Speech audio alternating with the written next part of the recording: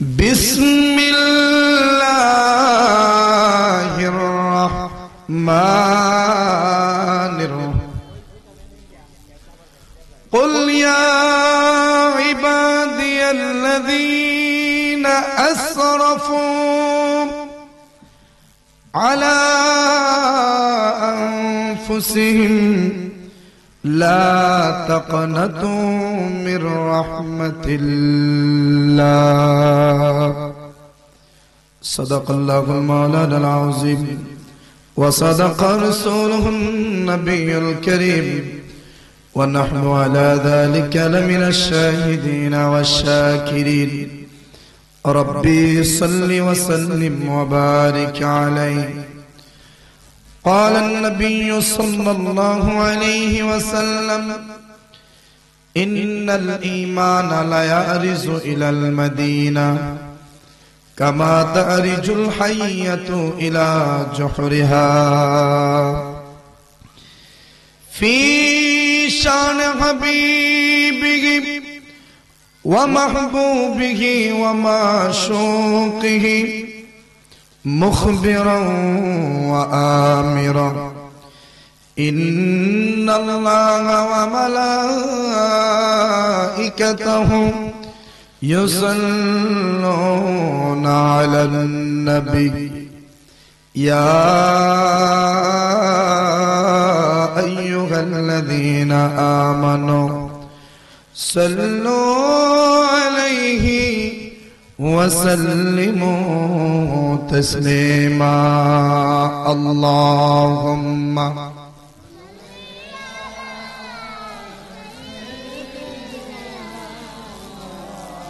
محبت आवाज़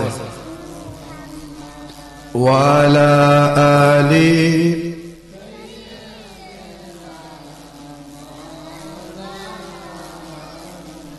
मोहब्बत पढ़ी अल्लाहुम्मा सल्ले बड़ भाई আমার দুইটা মাইকের সাউন্ডটা একটু উড়ায় দেন তাহলে আমার যদি ওয়ালা আলি আমার কাছের দুইটা মাইকের কি কাছের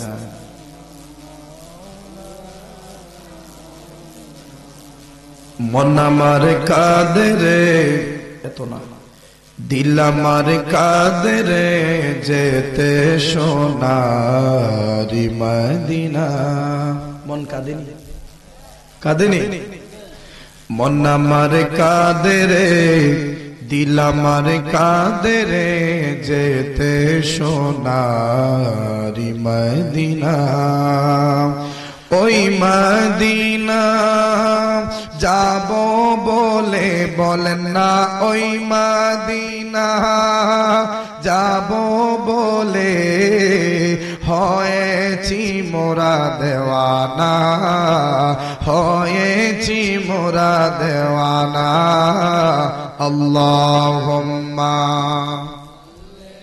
মাশাআল্লাহ মোহাব্বতে মৌলানা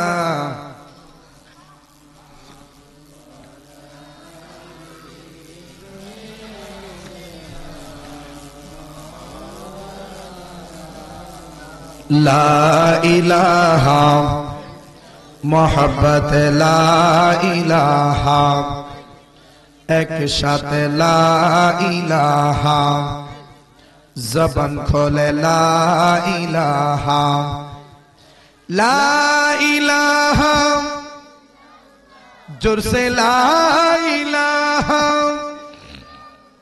हो ला इलाहा ला ला इलाहा ला ला इलाहा ला हक़ ला इलाहा ला ला इलाहा ला इलाहा इल्लल्लाह मुहम्मदुर रसूलुल्लाह सल्लल्लाहु अलैहि वसल्लम इसमें ज़ात अल्लाह अल्लाह अल्लाह अल्लाह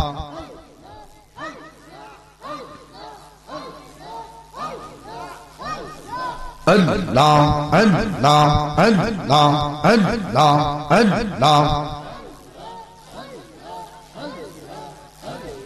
Allah, Allah, Allah, Allah, Allah, Allah. La ilaha illallah, la ilaha illallah, Muhammad Rasul আখিরাতে পার হবি তুই ফুলসিরাতের পঙ্গল আল্লাহ।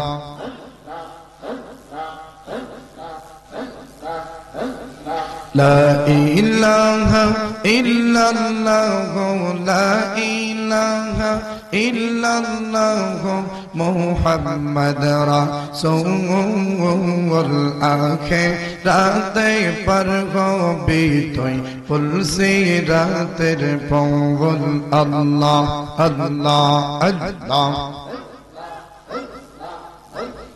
30,000 বছর লাগবে এই ফুলসিরাত পারি দিতে মাশাআল্লাহ।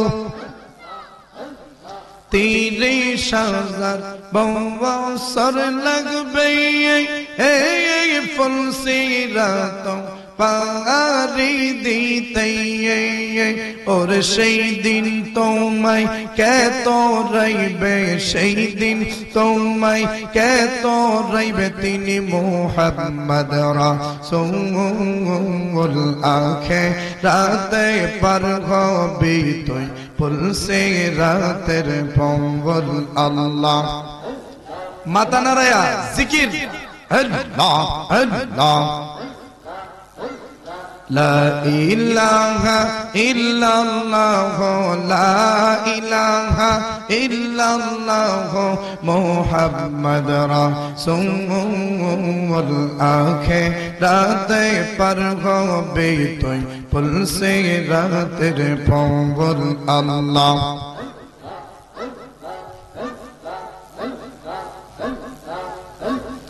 যেই দিন আল্লাহ কাজী হবে জর্রা জর্রা হিসাব নিবে মাশাআল্লাহ।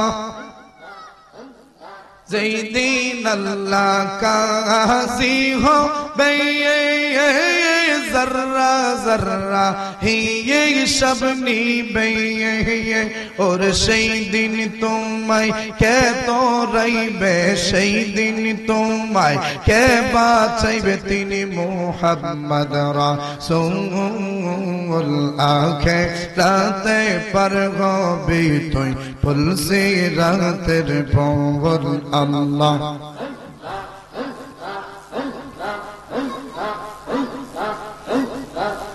প্রাণের মুর্শিদ আরে ও মুর্শিদ কোন বনে লোকাইছ মাশাআল্লাহ। আমরা রে ভুলি ইয়া বান্ধব রে কোন বাদেশে থাক প্রাণের মুর্শিদ মাশাআল্লাহ।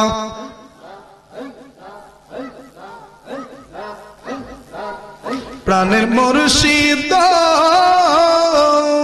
আরে ও মুর্শিদ কোন বনে লোকাইছ আমরা রে ভুলি ইয়া বান্ধব রে কোন বাদেশে থাক প্রাণের মুর্শিদ মাশাআল্লাহ।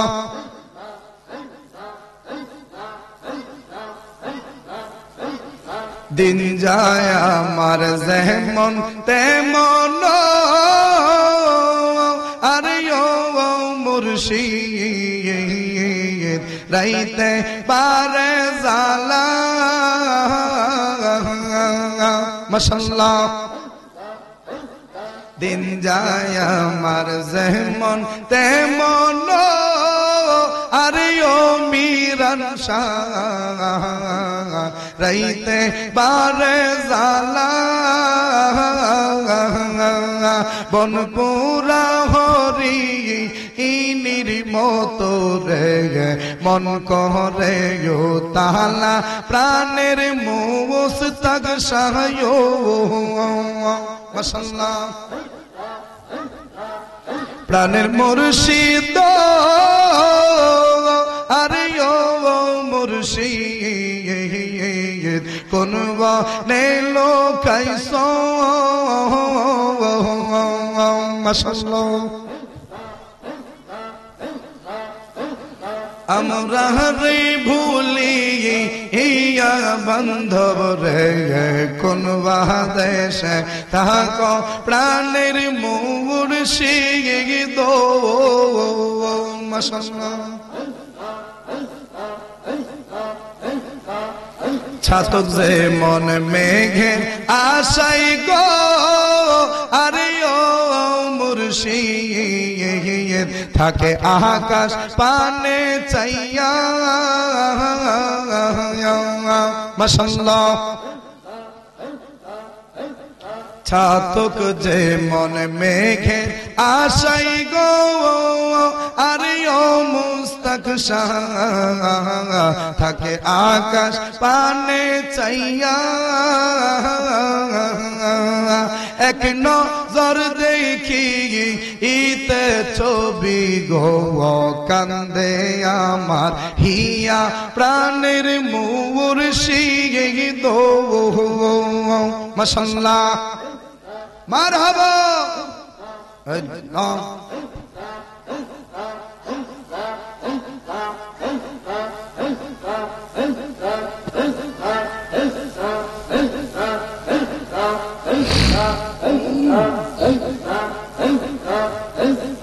لا إله إلا الله محمد رسول الله صلى الله عليه وسلم উপস্থিত সুজাতপুর সুন্নি যুব সংঘের উদ্যোগে 33তম বার্ষিক ঐতিহাসিক সুন্নি মহাসম্মেলন আজকের সম্মেলনের মুহতারাম সম্মানিত সভাপতি সৈয়দ আশরাফুল আলম মুসন সাহেব সুজাতপুর দরবার শরীফ আজকের মাহফিলের সহসভাপতি হযরত মাওলানা সাইফুর রহমান সাইফি সাহেব খতিব সুজাতপুর জামে মসজিদ সহসভাপতি জনাব মোহাম্মদ সাইয়েদ আলী মিয়া সাহেব সুজাতপুর এটাতে বসুন লাগে না এটা খালি খালি লাগে এখানে বসুন আজকের মাহফিলের যিনি প্রধান অতিথি বাতিলের আতঙ্ক বিশিষ্ট লেখক ও গবেষক তরুণদের আইডল আমি যাকে ফলো করি সুন্নিয়তের বলিষ্ঠ কণ্ঠস্বর যার নাম শুনলে সমস্ত বাতিলরার অন্তরাত্মা কেঁপে ওঠে কথা ঠিক কিনা কারণ তিনি হচ্ছে কলম সম্রাট কি কলম সম্রাট কেউ কেউ জবাব দেয় মুখে কেউ কেউ জবাব দেয় কলমে ওনার দুটোই আছে কলমের মাধ্যমে বাতিলদের বিরুদ্ধে জবাব দিচ্ছেন জবানেও জবাব দিচ্ছেন আল্লামা মুফতি শহীদুল্লাহ বাহাদুর সাহেব চট্টগ্রাম আমার পূর্বে অত্যন্ত সাবলীল ভাষায় অত্যন্ত সুন্দর কণ্ঠে আলোচনা করেছেন হযরত মাওলানা মুফতি শফিকুল ইসলাম আল কাদরি সাহেব ইমাম ও খতিব মন্তুল কেন্দ্রীয় জামে মসজিদ লাখায় আজকের মাহফিলের উপস্থিত রয়েছেন হাফেজ বুরহানুদ্দিন কাদরি সাহেব হযরত মাওলানা মুনাইম খান আল হাবিবি সাহেব হযরত মাওলানা জিহাদুল ইসলাম সাহেব হাফেজ জুহা আহমেদ সাহেব হযরত মাওলানা মাসুম বিল্লাহ সাহেব শুভেচ্ছা বক্তব্য রাখবেন এনামুল হক এনাম এলএলবি ব্যবস্থাপনা পরিচালক মধুমতি ডায়াগনস্টিক সেন্টার মাহফিল পরিচালনায় আমার মহব্বতের ভাই জিনার দাওয়াত আমি আজকে আপনাদের এলাকায় এসেছি শেখ নাজিমউদ্দিন কাদরি সাহেব সাধারণ সম্পাদক উনি তো নাকি নাজিমউদ্দিন ভাই অত্র সংগঠন তো উপস্থিত সম্মানিত উলামায়ে কেরাম শ্রদ্ধাভাজন মুরিব্বানে কেরাম প্রাণপ্রিয় যুবক ভাইয়েরা পর্দানিশীন আমার মা ও বোনেরা জ্ঞানী গুণী শিক্ষিত সমাজের এলাকার মান্যগণ্য ও নেতৃস্থানীয় ব্যক্তিবর্গ সকলের খেদমতে পুনরায় আমার আন্তরিক সালাম আসসালামু আলাইকুম ওয়া রাহমাতুল্লাহি ওয়া বারাকাতুহু একবার কি শুকরিয়া তান বলা যাবে আলহামদুলিল্লাহ? আওয়াজে তো কম হবে কেন? জবানের মালিক কে? হায়াতের মালিক কে? মৌতের মালিক কে? রিজিকের মালিক কে? জবান দিয়েছেন কে? খোঁজ নিয়ে দেখেন আপনার পাশেই আরেকটা বান্দা আছে যার জবান আছে, কথা বলতে পারে না। সে চাইলেও আলহামদুলিল্লাহ বলতে পারে না। আপনার পাশেই দেখেন একটা অন্ধ মানুষ আছে যে চাইলেই চোখ খুলে আল্লাহর জগৎ দেখতে পারে না। তো আল্লাহ আপনাকে অত্যন্ত দয়া করে চোখ দিয়েছেন, কান দিয়েছেন, জবান দিয়েছেন, কথা বলার শক্তি দিয়েছেন। আল্লাহ সুঠাম দেহের অধিকারী করেছেন, গায়ে জোর দিয়েছেন, শক্তি দিয়েছেন। তো আমাদের দেহ মন সবকিছু উজাড় করে শরীরের সমস্ত শক্তিটুকু বের করে দিয়ে আমরা অন্তরের সমস্ত জোর দিয়ে মহব্বতের সাথে একবার শুকরিয়া তান করি আলহামদুলিল্লাহ। আর জোরে পড়ি আলহামদুলিল্লাহ। একটা তাকবীর দেন দেখি আপনার জজবা কদ্দুর আছে, কারণ জজবার উপরে ডিফেন্স করবে আমার ওয়াজ। নারায়ে তাকবীর, নারায়ে রিসালাত, নারায়ে গাউসিয়া, আহলে সুন্নাত ওয়াল জামাত, সুজাতপুর সুন্নি মহাসম্মেলন। শুরুতে তাকবীরটা কেন দিলাম জানেন? আমরা সবাই জানি আল্লাহু আকবারের তাকবীর শুনলে শয়তান পালায়, আর নারায়ে রিসালাতের স্লোগান শুনলে ওয়াহাবি পালায়। কথা ঠিক কিনা? এই জন্য শয়তানরা দূর করলাম, ইডিরও দূর করলাম। তোমরা দূরই থাকো। আজকে আমরা প্রেমিকদেরকে নিয়ে প্রেমের খেলা হবে। কথা ঠিক কিনা? কারণ প্রেমের মরা তো জলে উঠবে না, এটা বাইশা তো উজান দৌড়ে। কথা ঠিক না? ঠিক তো বসবেন তো ইনশাআল্লাহ। বাহাদুর সাহেব আসবেন, বাহাদুরের মতো দলিল দিয়ে কথা বলে যাবেন। মানে আমি বাহাদুর সাহেবের আলোচনা ফলো করে দেখেছি এইরকম যে উনি কথা বললে আমার মনে হয় যে উনি কথা বলছেন না, বরং কিতাবটা পড়ে শোনাচ্ছেন। আপনারা তো শুনবেন, দেখবেন। আমরা কি সুন্নি না ওয়াহাবিও? এখানে কেডা কেডা ওয়াহাবি আছেন? মাশাআল্লাহ। তাহলে আমরা শাড়ি বাসলা দান্ডি বইছি কেন? কথা ঠিক কিনা? সুসা মুসা যাইরা ফালাই দিয়া কোন দান্ডি? শাড়ি দান্ডি। আমরার ভিতরে কোনো ভেজাল আছে? আচ্ছা কারণ আমরা কি নবীর শানে গুস্তাকি সহ্য করতে পারি? যারা নবীর শানে গুস্তাকি করে, হে যদি আমার বাপ হয়, বাপ হওয়ার পরেও নবীর শানে গুস্তাকি যদি করে, তার সাথে আমার কোনো সম্পর্ক নাই। কথা ঠিক কিনা? আমি মরলে কবরে কি আমার বাপ যাবে? আমি মরলে কবরে কি আমার মা যাবে? আমি মরলে কবরে কি আমার আদরের বিবি যাবে? আমার আপনজন রক্তের সম্পর্ক হোক, আত্মার সম্পর্কের হোক, কোন মানুষ কি কবরে যাবে? আপনি আমার মৃত্যুর পর কবরে কে যাবেন? সুবহানাল্লাহ কইতেন না? মরণের পর যিনি কবরে যাবেন উনি রাহমাতাল লিল, উনি রাহমাতাল লিল। আমরা ওই নবীর উম্মত হতে পেরে খুশি না বেজার? জোরে বলেন না আলহামদুলিল্লাহ। আর খুশি হবেন না কেন? কারণ আমার নবী স্বয়ং আদম আলাইহিস সালামের নবী, আমার নবী মুসা নবীর নবী, আমার নবী ঈসা নবীর নবী। ঈসা নবী তিনি নবী ছিলেন, আদম নবী নবী ছিলেন, হযরত মুসা কালিমুল্লাহ নবী ছিলেন, ইব্রাহিম খলিলুল্লাহ নবী ছিলেন। ওনাদেরকে আল্লাহ আলাদাভাবে নবুয়তের বিশেষত্ব দান করেছেন। কিন্তু সকল নবুয়তের উপরে যাকে আল্লাহ বিশেষত্ব দিয়েছেন তিনি রাহমাতাল লিল। ওই নবী কেমন জানেন? যিনি জবানে বের করতে দেরি হয়, আল্লাহ সেটা কবুল করতে দেরি করে না। সুবহানাল্লাহ। আপনাদের হাজত পূরণের জন্য ইমাম সাহেবের মুড়ির ভিতরে কিছু হাদিয়া দিয়া কোন হুজুর আমার হাজতটা যাতে পূরণ হয়, আমার মনের আশাটা যাতে পূরণ হয়, একটু দোয়া করেন। ইমাম সাহেব দোয়া করতেছে, ফির সাহেব দোয়া করতেছে, কত মানুষের দোয়া করতেছে, কিন্তু দোয়া তো কবুল হয় না। কেন হয় না? কারণ এই জবান দিয়া দৈনিক হাজারটা মিছা কথা কই, এই জবান দিয়া দৈনিক কতটা মানুষে গালিগালাজ করি, এই জবানের ডাক তো আল্লাহ শুনে না। আমরা যদি কই এটা বাইলে হইব, দেখা যায় এটা উল্টা হয়ে বইরিছে। যদি কই উল্টো হইব, দেখা যায় বাইলে হয়ে বইরিছে। অনেক সময় দেখবেন দিনে যখন হাজ করে, অনেকে আজ একটা সুতলাম বলে দেখা যায় 2 মিনিট পরে করা রোদ। কথা ঠিক কিনা? আবার কয় দিনে হাজ দিকা কাজ না নাম তুমতো না, বাপ সব যেমন বোঝা যায় না। দেখা যায় এমন নামা নামে 1 লাগালে 3 ঘন্টা। তাহলে উল্টা পাল্টা হয়নি? কিন্তু নবীর ক্ষেত্রে কি এরকম হয়? নবী যা বলেন, কারণ মুজিজা মেরে নবী কা কহ দিয়া তো হো গায়া। আমি কিছুদিন আগে শতমুখা আসছিলাম, বরাবর 1 মাস আগে। কয় মাস? জানুয়ারির 17 শতমুখা, আর ফেব্রুয়ারির 17 সুজাতপুর। আর ওই দিক দিয়ে কত তারিখ জানে আমি দক্ষিণ সাঙ্গরায় গেছি। আপনাদের বানিয়াচং এই বছর 3টা প্রোগ্রাম, তো সুজাতপুর মনে হয় আমার প্রথম। আপনারা কি আমার হাতে যাইবেন গানা থাকবেন? যাক ইনশাআল্লাহ, আল্লাহ যেন কবুল করে, বলে আমিন। আপনে কতরে কো দরিয়া, आपने कतरे को दरिया कह दिया तो हो गया, मौज़िज़ा मेरे नबी का कह दिया तो हो गया, मौज़िज़ा मेरे नबी का कह दिया तो हो गया।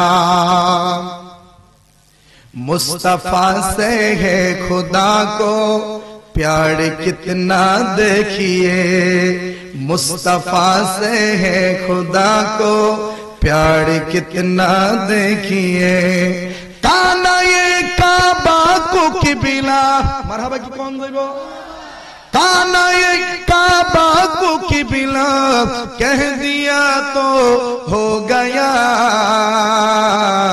मौज़िज़ा मेरे नबी का कह दिया तो हो गया, मौज़िज़ा मेरे नबी का कह दिया तो हो गया। ओ আমার শতমুখার বাবারা, ও আমার সুজাতপুরের বাবারা, ও আমার বানিয়াচং উপজেলার বাবারা, আমরা এমন একজন নবীর উম্মত হয়েছি রে বাবা, সেই নবী জবান মুবারকে যা বলে তাই আল্লাহ মুজিজা বানায়া দেয়। জবান মুবারকে নবী কয়, আল্লাহ গো, আকাশের যে চন্দ্রটা আকাশে দেখা যায়, ওই চন্দ্রটারে তুমি 2টা ভাগ করে দাও। আমার নবী আঙ্গুল মুবারক দিয়ে ইশারা দিলে আকাশের চন্দ্র 2 টুকরা হয়ে যায়। ডুবন্ত সূর্যকে আঙ্গুল মুবারক দিয়ে ইশারা দিলে আসরের নামাজে রক্তে হাজির হয়ে যায়। আমার নবী রাহমাতুল লিল আলামিন সাহাবীর উটের খবর দিয়া দিলে সাহাবী উট গিয়া সেই জায়গায় খুঁজে পায়। আমার নবী জবানে যা বলে তাই আল্লাহ কইরা দেয়। এতেই বোঝা যায় আমার আল্লাহ আমার নবীকে কত ভালোবাসে। এটাই বলতেছে, মুস্তাফা সে है खुदा को प्यार कितना देखिए। হে দুনিয়ার মানুষ দেখো, মুস্তাফারে আমার আল্লাহ কত ভালোবাসে। কেমন ভালোবাসে? কানা ये काबा को किबिला कह दिया तो हो गया, मौज़िज़ा मेरे नबी का कह दिया तो हो गया।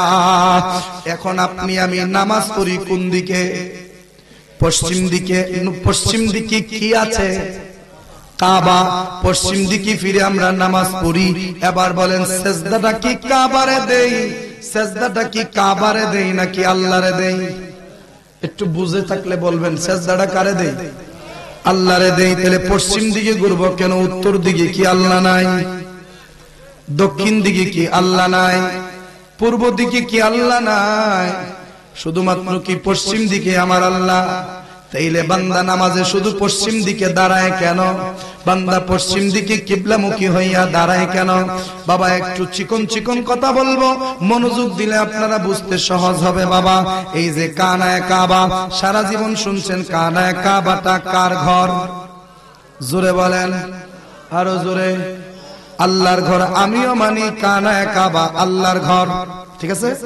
আপনারাও মানেন কানায়ে কাবা আল্লাহর ঘর, আমিও মানি কানায়ে কাবা আল্লাহর ঘর। কারণ আল কাবাতু বাইতুল্লাহ, কাবা হচ্ছে আল্লাহর ঘর।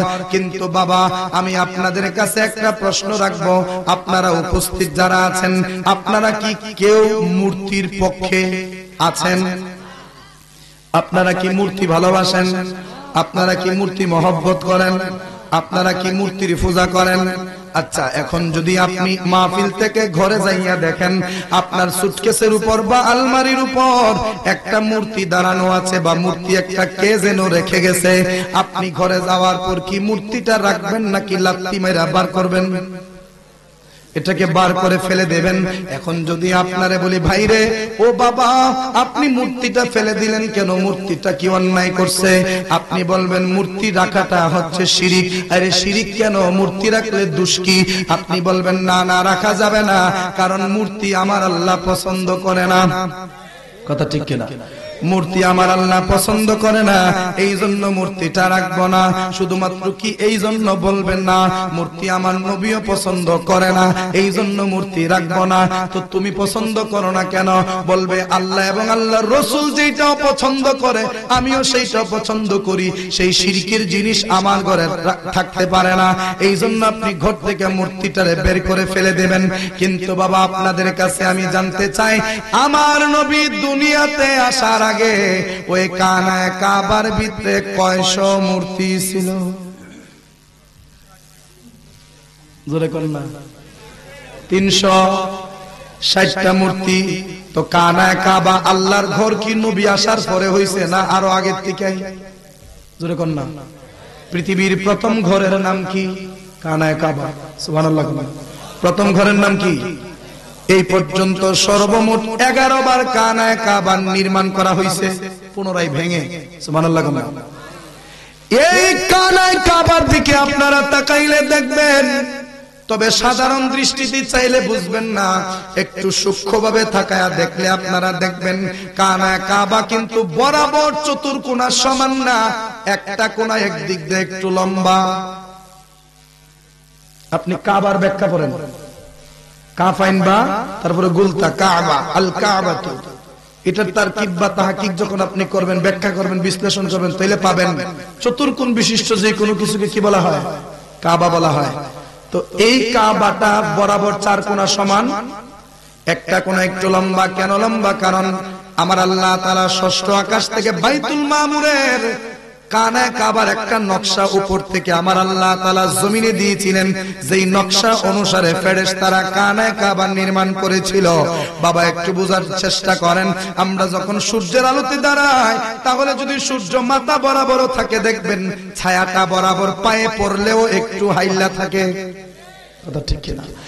আমার আল্লাহ উপর থেকে কানায় কাবার নকশা দিলেন, ফেরেশতারা নকশা অনুযায়ী কানায় কাবা তৈরি করলেন। ফেরেশতারা যে নকশা অনুযায়ী তৈরি করছে, নকশাটা জমিনে পড়ার কারণে ছায়াটা একটু লম্বা হয়ে গেছে।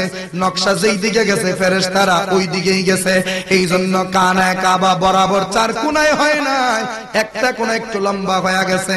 মানে ছায়াটা যেই দিকে গেছে ওই দিকে কানায় কাবাটা একটু লম্বা হয়ে গেছে। কিন্তু বর্তমানে ওই জায়গার পাথরগুলি সরাইয়া একটু সোজা কইরা রাখছে, কিন্তু নিচে দিয়া এই জায়গাটা কোনাইচ্ছা, এই জায়গাটাতে একটু কোনাইচ্ছে, একটু এদিক সেদিক আছে, ওইটার চিহ্ন আজও পর্যন্ত রেখে দেওয়া হয়েছে। কারণ আল্লাহর কথা হলো কানায় কাবা আমার ফেরেশতারা ভালোবাসা নির্মাণ করছে, এই কানায় কাবাকে ভেঙে আর বানানো যাবে না। এই নকশার উপরে কিয়ামত পর্যন্ত আমার ঘর নির্মিত থাকবে। এবার আসে কোনটা বুঝাইতে গিয়া কোন দিক দিয়ে গেছি? এই কানায় কাবা তো নবী আসার পরে আল্লাহর ঘর হয় নাই, বরং যখন আল্লাহ ঘরটা বানাইলেন তখন থেকে কার ঘর? আল্লাহর ঘর। একটু আগে আপনারাই সাক্ষ্য দিলেন আল্লাহ মূর্তি পছন্দ, নবী মূর্তি পছন্দ। আল্লাহ মূর্তির পক্ষে না, নবীও মূর্তির পক্ষে না, আপনিও মূর্তির পক্ষে না। আপনার ঘরে যদি কেউ মূর্তি রাখে, আপনি যদি সেই মূর্তি ঘরে না রাইকা ফালাইয়া দিতে পারেন, আল্লাহর ঘরে যে হাজার হাজার বছর ধরে শত শত মূর্তির পূজা হলো, আমার আল্লাহ কেন ওই মূর্তিগুলা ঘর থেকে সরায় নাই?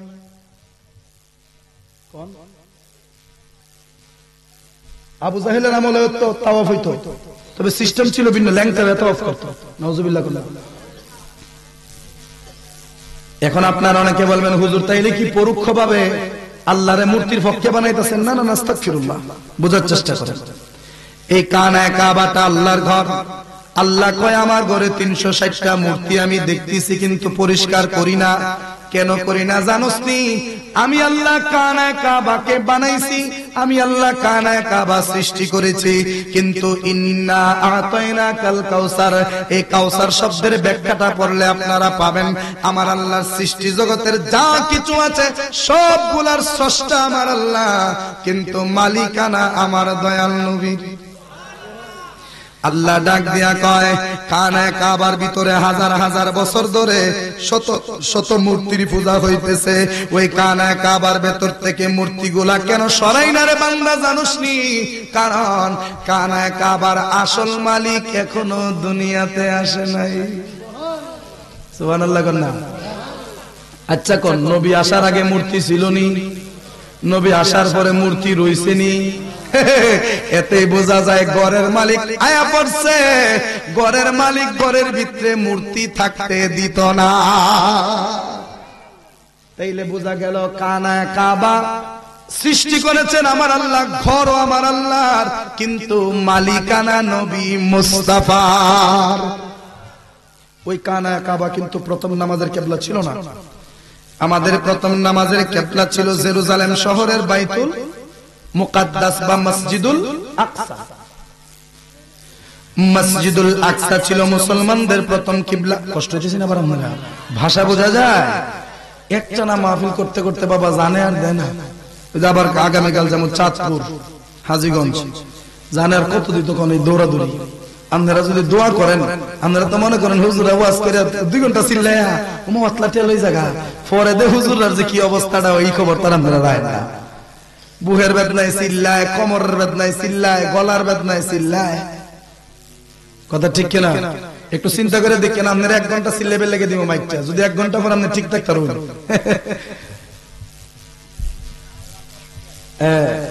আপনারা দোয়ার কারণে আলেমান আমাদেরকে আল্লাহ হেফাজত করে। কথা ঠিক কিনা? বাবা আমার একটু বোঝার চেষ্টা করেন। মুসলমানদের প্রথম কিবলা ছিল কানা কাবা। মুসলমানদের প্রথম কিবলা ছিল নামাজের কিবলা ফিলিস্তিনের বাইতুল মুকাদ্দাস। ওই বাইতুল মুকাদ্দাসের দিকে ফিরে মুসলমান নামাজ পড়তো। আমার নবীও সেই দিকে ফিরে নামাজ পড়তেন। কিন্তু একদিন নবীজি 4 রাকাত নামাজ পড়ার জন্য দাঁড়াইলেন। কয় রাকাত? 4 রাকাত নামাজ পড়ার জন্য দাঁড়াইলেন। নামাজে দাঁড়াইলেন কোন কিবলার দিকে? ফিলিস্তিনের বাইতুল মুকাদ্দাসের দিকে। ওই কিবলার দিকে ফিরে আমার নবীজি 4 রাকাত নামাজে দাঁড়াইলেন। ওই নামাজে দাঁড়াইয়াই নবীজি মনে মনে ভাবতেছেন, আল্লাহ গো, ও রব্বুল আলামিন, এই যে বাইতুল মুকাদ্দাস, ফিলিস্তিন তো অনেক দূরে, ওইখানে তোমার ঘর। অনেক বছর ধরে মুসলমান ওইটাকে কিবলা বলে এসেছে, আমিও কিবলা বলে মানি। কিন্তু আল্লাহ গো, আমি নবীর পাশে তোমার একখানা ঘর আছে, যেই ঘরের নাম হচ্ছে কানায়ে কাবা। ও রব্বুল আলামিন, ওই বাইতুল মুকাদ্দাসের কিবলাটা পরিবর্তন কইরা কানায়ে কাবাটারে যদি নামাজের কিবলা বানায়া দিত, তাইলে আমি কি হইতাম? আমি নবী অত্যন্ত খুশি হয়ে যাইতাম। খোলেন সূরা বাকারা 2 নম্বর পারার প্রথম পৃষ্ঠার মধ্যে আয়াত। আল্লাহ কয়, কাদ নারা তাকাল্লুবা ওয়াজহিকা ফিস সামাই ফালানুওয়াল্লিয়ান্নাকা কিবলাতান তারদাহা ফাওয়াল্লি ওয়াজহাকা শাতরাল মাসজিদিল হারাম। ওরে দুনিয়ার মানুষ, দুনিয়ার মানুষ, দুনিয়ার মানুষ রে, আমার আল্লাহ ডাক দেয়া কয়, কাদ, অবশ্যই নারা, আমি আল্লাহ অবলোকন করতেছি, আমি আল্লাহ দেখতেছি, তাকাল্লুবা ওয়াজহিকা ফিস সামা, আপনি নবীর চেহারা মোবারক বারবার বারবার আপনি নবীজি আকাশের দিকে আপনার চেহারা মোবারক তুলতেছেন, এই দৃশ্যটা আমি রব্বুল আলামিন দেখতেছি। কারণ আমার নবীজি 4 রাকাত নামাজে দাঁড়ায়া মনে মনে কয়, আল্লাহ, কাবা যদি কিবলা হইতো আমি খুশি হয়ে যাইতাম।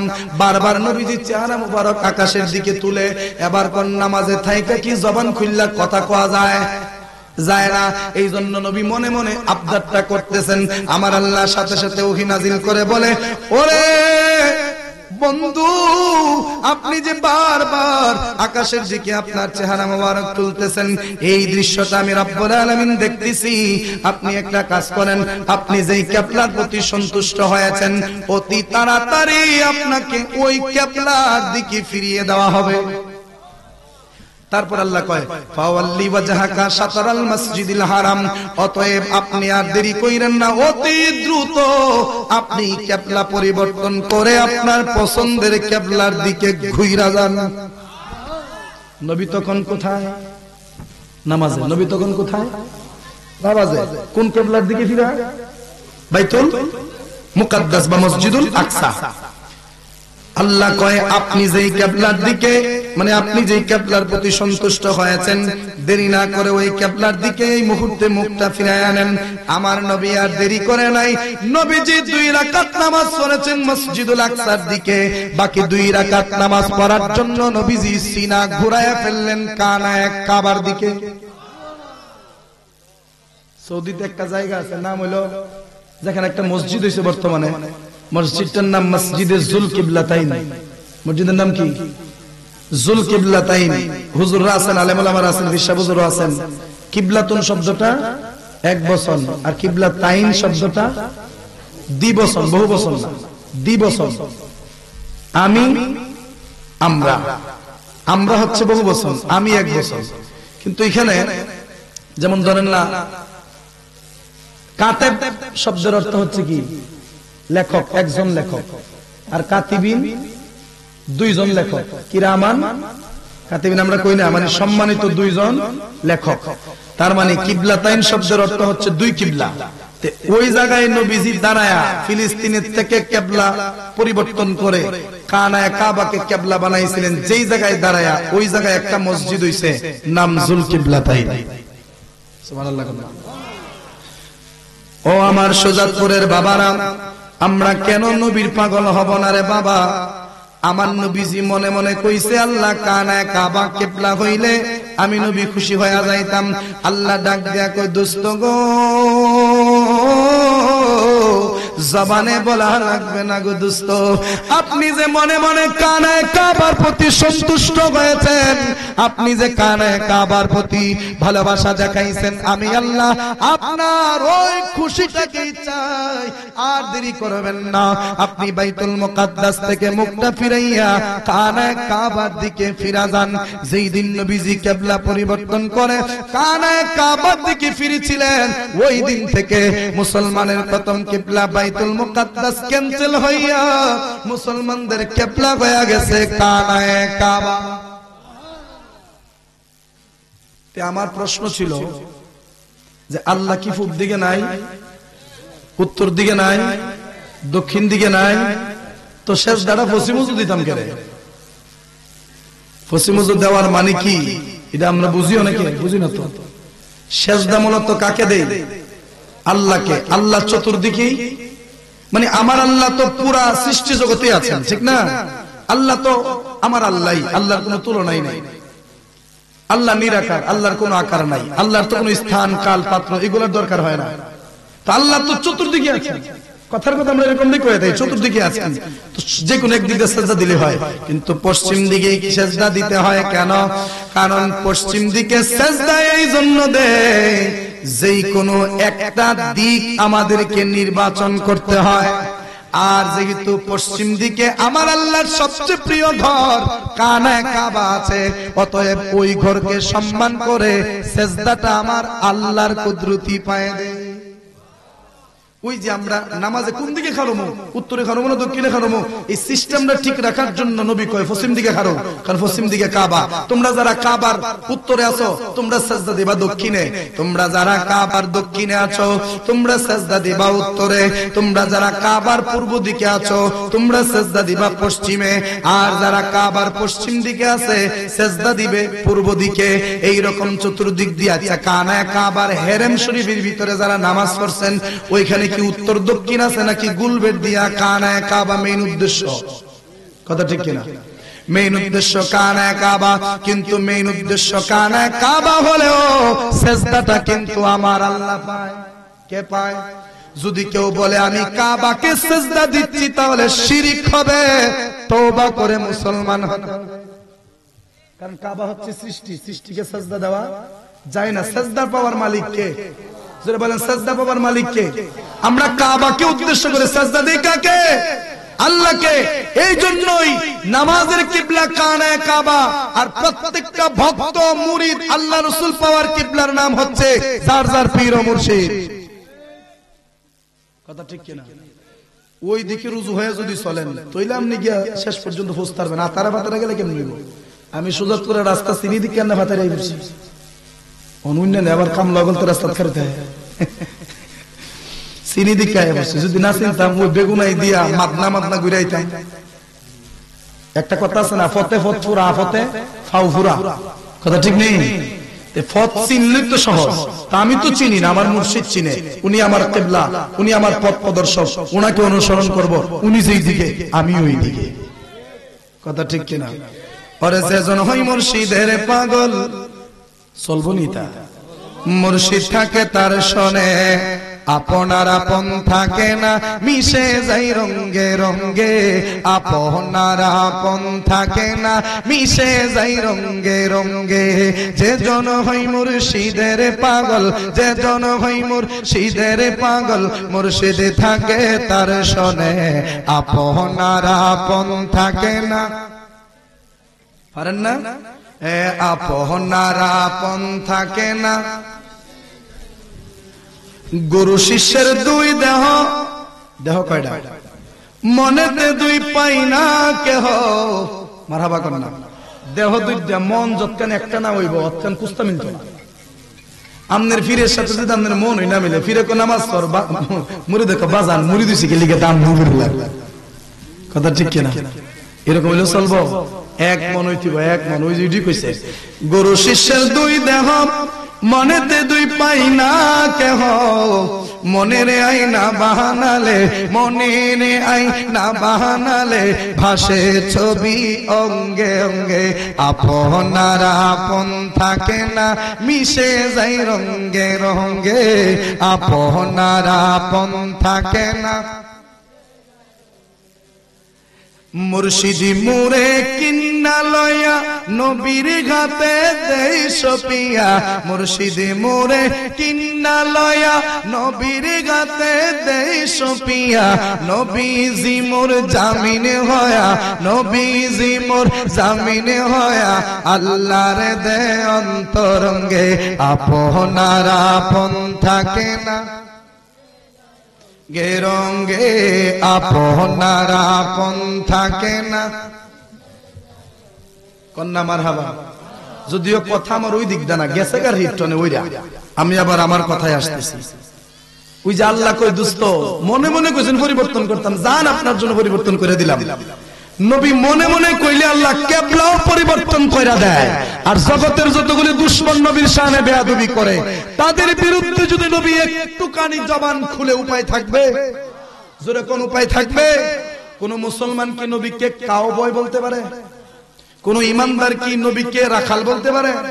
কোন ইমানদার কি নবীকে দুজাহানের বাদশা এটা অমান্য করতে পারে? এখানে আমি 2 মিনিট সময় আপনাদের কাছ থেকে নেই একটা জিনিস সহজে বোঝানোর জন্য। তারেক মনোয়ার ছিলেন বিশাল বড় আল্লামা, আল্লামা না আলের মা। তাই না কইছে দুজাহানের বাদশা নবী কামলিওয়ালা রে, কথাটা শিরক। দুজাহানের বাদশা আল্লাহ। দলিল কি? সূরা বুরুজ, ইন্না বাতাশা রাব্বিকা লাশাদীদ। নাউজুবিল্লাহ কন্না। আপনারা যারা সাধারণ মানুষ আছেন বুঝতে একটু সমস্যা হইব, আলেম যারা আছে অর্থ বুঝে, এরা মনে করেন বুঝা লাইছে ভিতরে একটা হাসিও মারে, ঠিক নেই? কারণ ইন্না নিশ্চয়, বাতশা, বাতওয়ায় চিন গুলতা, বাতশা মানে হচ্ছে পাকড়াও করা, ধরা, রব্বিকা কে? আপনার প্রভু, লাশাদীদ অত্যন্ত কঠিন ভাবে। মানে কি অর্থটা এরকম, আল্লাহ বান্দাদেরকে ধরবে বা আল্লাহ পাপী বান্দাদেরকে পাকড়াও করবে মানে খুব কঠিন ভাবে। এখানে অর্থ হচ্ছে বাদশা শব্দের অর্থ পাকড়াও, আর হে কইতেছে বাদশা অর্থ ওই বাদশা। যে দালার তো আর পার্থক্য বুঝে না এবিলে আলেম। নাউজুবিল্লাহ কোন?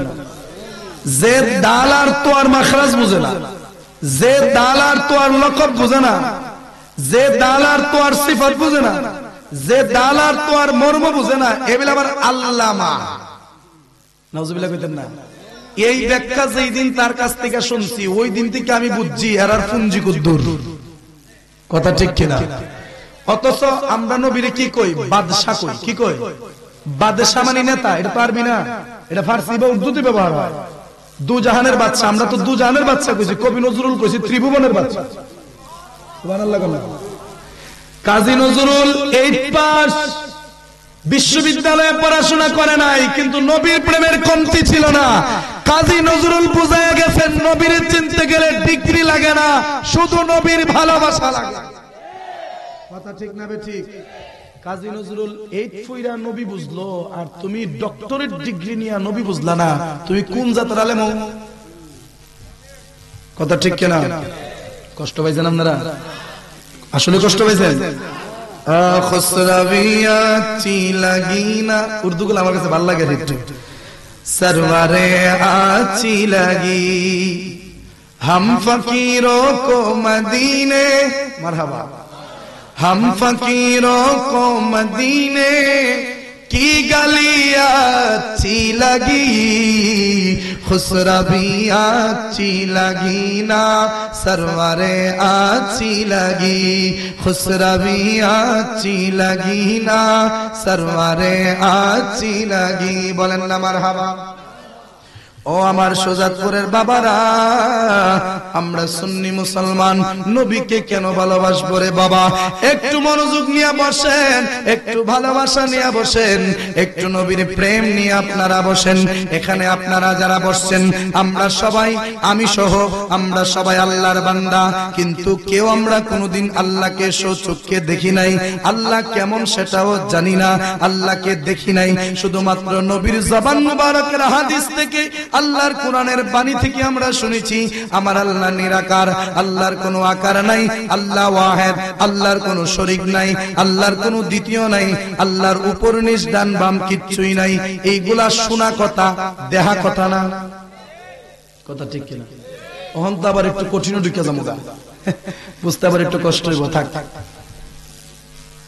আমরা কেউ আল্লাহকে দেখি নাই কিন্তু যদি মোল্লায় কয় নবী আমাদের মতো যেই হুজুর কইব নবী আমাদের মতো ওই হুজুরের ঈমান নাই তওবা করতে বলেন কারণ নবী যদি আমরার মতো হয় আমাদের মধ্যে মিথ্যা কথা আছে না নাই আমাদের মধ্যে ওয়াদা খেলাফ আছে না নাই আমাদের মধ্যে হালাল হারাম মিক্সার আছে না নাই নবী যদি আমাদের মতোই হয় তাহলে নবী মিথ্যা বলার সম্ভাবনা থাকে সাধারণ যুক্তিতে এটা আয়ে নবী যদি আমরার মতো আমরা যদি নবীর মতো মানে এক জাতই যদি হয় তাহলে আমরা মিথ্যা কই নবীও মিথ্যা কইতে পারে তাইলে নবী কইছে আল্লাহ ছাড়া কোনো মাবুদ নাই কথাটারও কোনো ভ্যালু নাই কথা ঠিক কিনা আর যদি কই নবী হচ্ছে অনন্য নবী হচ্ছে বেনজির নবী হচ্ছে বেমিসাল নবী আমাদের মতো না নবী দুনিয়ার কাহারও মতো না নবী অন্যান্য নবীদের মতো না আমার আল্লাহ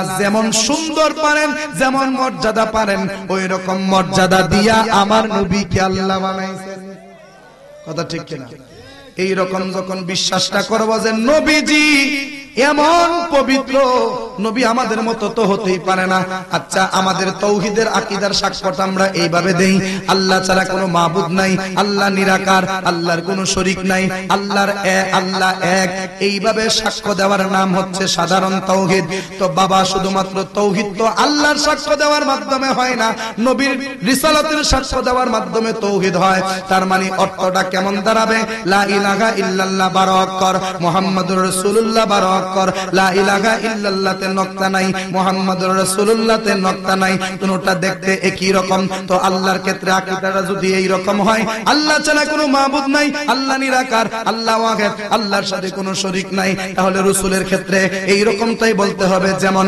আমার আল্লাহর রুবুবিয়তে আল্লাহর সাথে যেমন কোনো শরীক নাই আমার নবীর রিসালাতে আমার নবীর সাথেও কোনো শরীক নাই এটার নাম তাওহীদ আল্লাহর রুবুবিয়তের সাথে কারো শরীক আল্লাহর রব হিসাবে এক আল্লাহর রুবুবিয়তের সাথে যেমন কোনো মিসাল নাই আল্লাহর রুবুবিয়তে আল্লাহ যেমন এক আমার নবীর রিসালাতে আমার নবীও এক আমার নবীর সাথেও কোনো তুলনা নাই ওইভাবে যারা বিশ্বাস করবে তাদের কালেমার ভিত্তি টিকবে তারাই প্রকৃত মুসলমান সুবহানাল্লাহ কইতেন না কারণ এখানে আপনারা যারা আছেন আমরা বলি কি কালেমাটা এইভাবে পড়ি না আশহাদু আল্লা ইলাহা একবার পড়েন কালেমাটা যদি সারা দিনের ভিতরে তো গুনাহ না করে থাকেন রাতের ভিতরে যদি মরে যান কালেমাটা পড়ে গেলে বেহেশতে যাওয়ার সম্ভাবনা আছে পড়েন আশহাদু আল্লা ইলাহা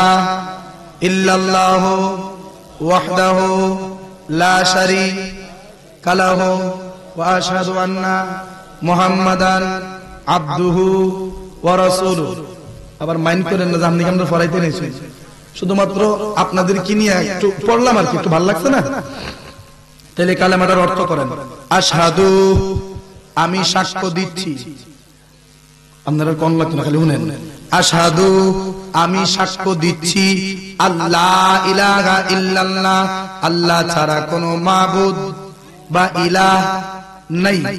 আমি আরো সাক্ষ্য দিচ্ছি ওয়া আশহাদু আন্না মুহাম্মাদান আবদুহু ওয়া রাসূলুহু, আমি আরো সাক্ষ্য দিচ্ছি মুহাম্মদ মুস্তাফা সাল্লাল্লাহু আলাইহি সাল্লাম আমার আল্লাহ তাআলার প্রেরিত রাসূল এবং আমার আল্লাহর প্রিয় বন্ধু। এবার আসেন আপনাদের সুজাতপুর, এটা তো বানিয়াচং থানা, বানিয়াচং থানাতে কোর্ট আছে, কোর্ট জজ কোর্ট, হাই কোর্ট, এটা তো হবিগঞ্জে আছে, হবিগঞ্জে আছে। ধরেন আপনাদের হবিগঞ্জ জজ কোর্ট বলেন, হাই কোর্ট বলেন, বাংলাদেশের সুপ্রিম কোর্ট বলেন, সর্বোচ্চ আদালত বলেন, যে কোনো আদালতে আপনি যাবেন, যদি গিয়ে বলেন যে ওগো বিচারক, ওগো মহাশয়, আমি এই মামলার প্রধান সাক্ষী, জজে জিগাইব আপনি যে রাজ সাক্ষী, প্রধান সাক্ষী, আপনি কি ঘটনা সচক্ষে দেখেছেন? তিনি যদি বলে না আমি সচক্ষে দেখি নাই, শুনেছি, এবার কোন সাক্ষী গ্রহণযোগ্য নাকি বাতিল? মা তেন তো উনছে, আমরা তো উনছি, আল্লাহ ছাড়া মাবুদ নাই। লাগছে না আওলা? হ্যাঁ, জালা জোড়ায় না, জালা জোড়ায় না রে, তাক দো কইতাম না, কমনে পড়া কমনে বাহাদুর সবাই বলছে তো, আমার সময়টা কম যেত না, একটু মনোযোগ শোনেন। তাহলে বাবা সে যার গায়ে দেখলে তারে চিনা যায়, সর্বঙ্গ তাহার ফুরারে, ভাবেরই তো ঘরে আলেক শহরে আল্লাহ রাসূল বিরাজ করে রে। বেলায়েতের সাবজেক্ট নিলে তো বুঝতেন।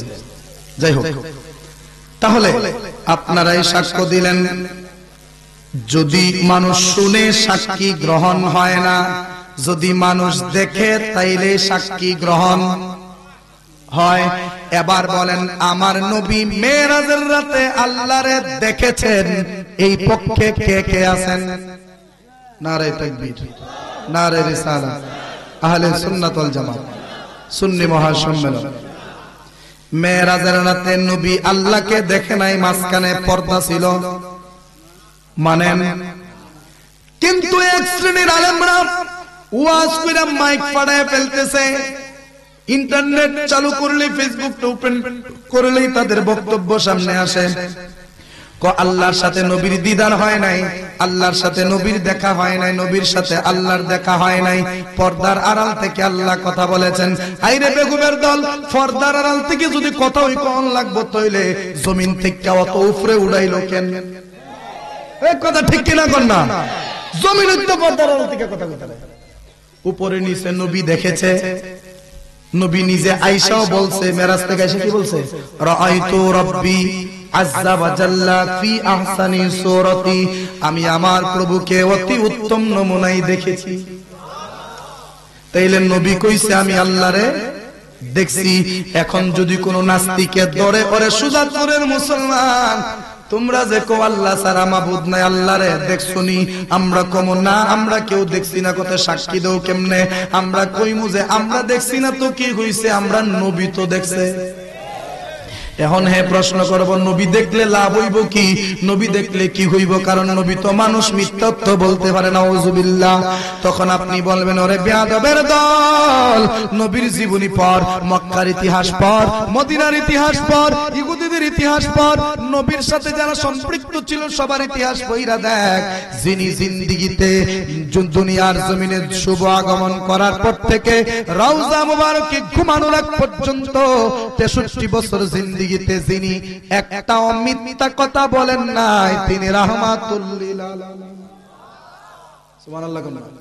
কখন কইব এই সাক্ষীটা কি মুসলমানে দিছে না কাফেররা? আমরা কোন কাফেররা?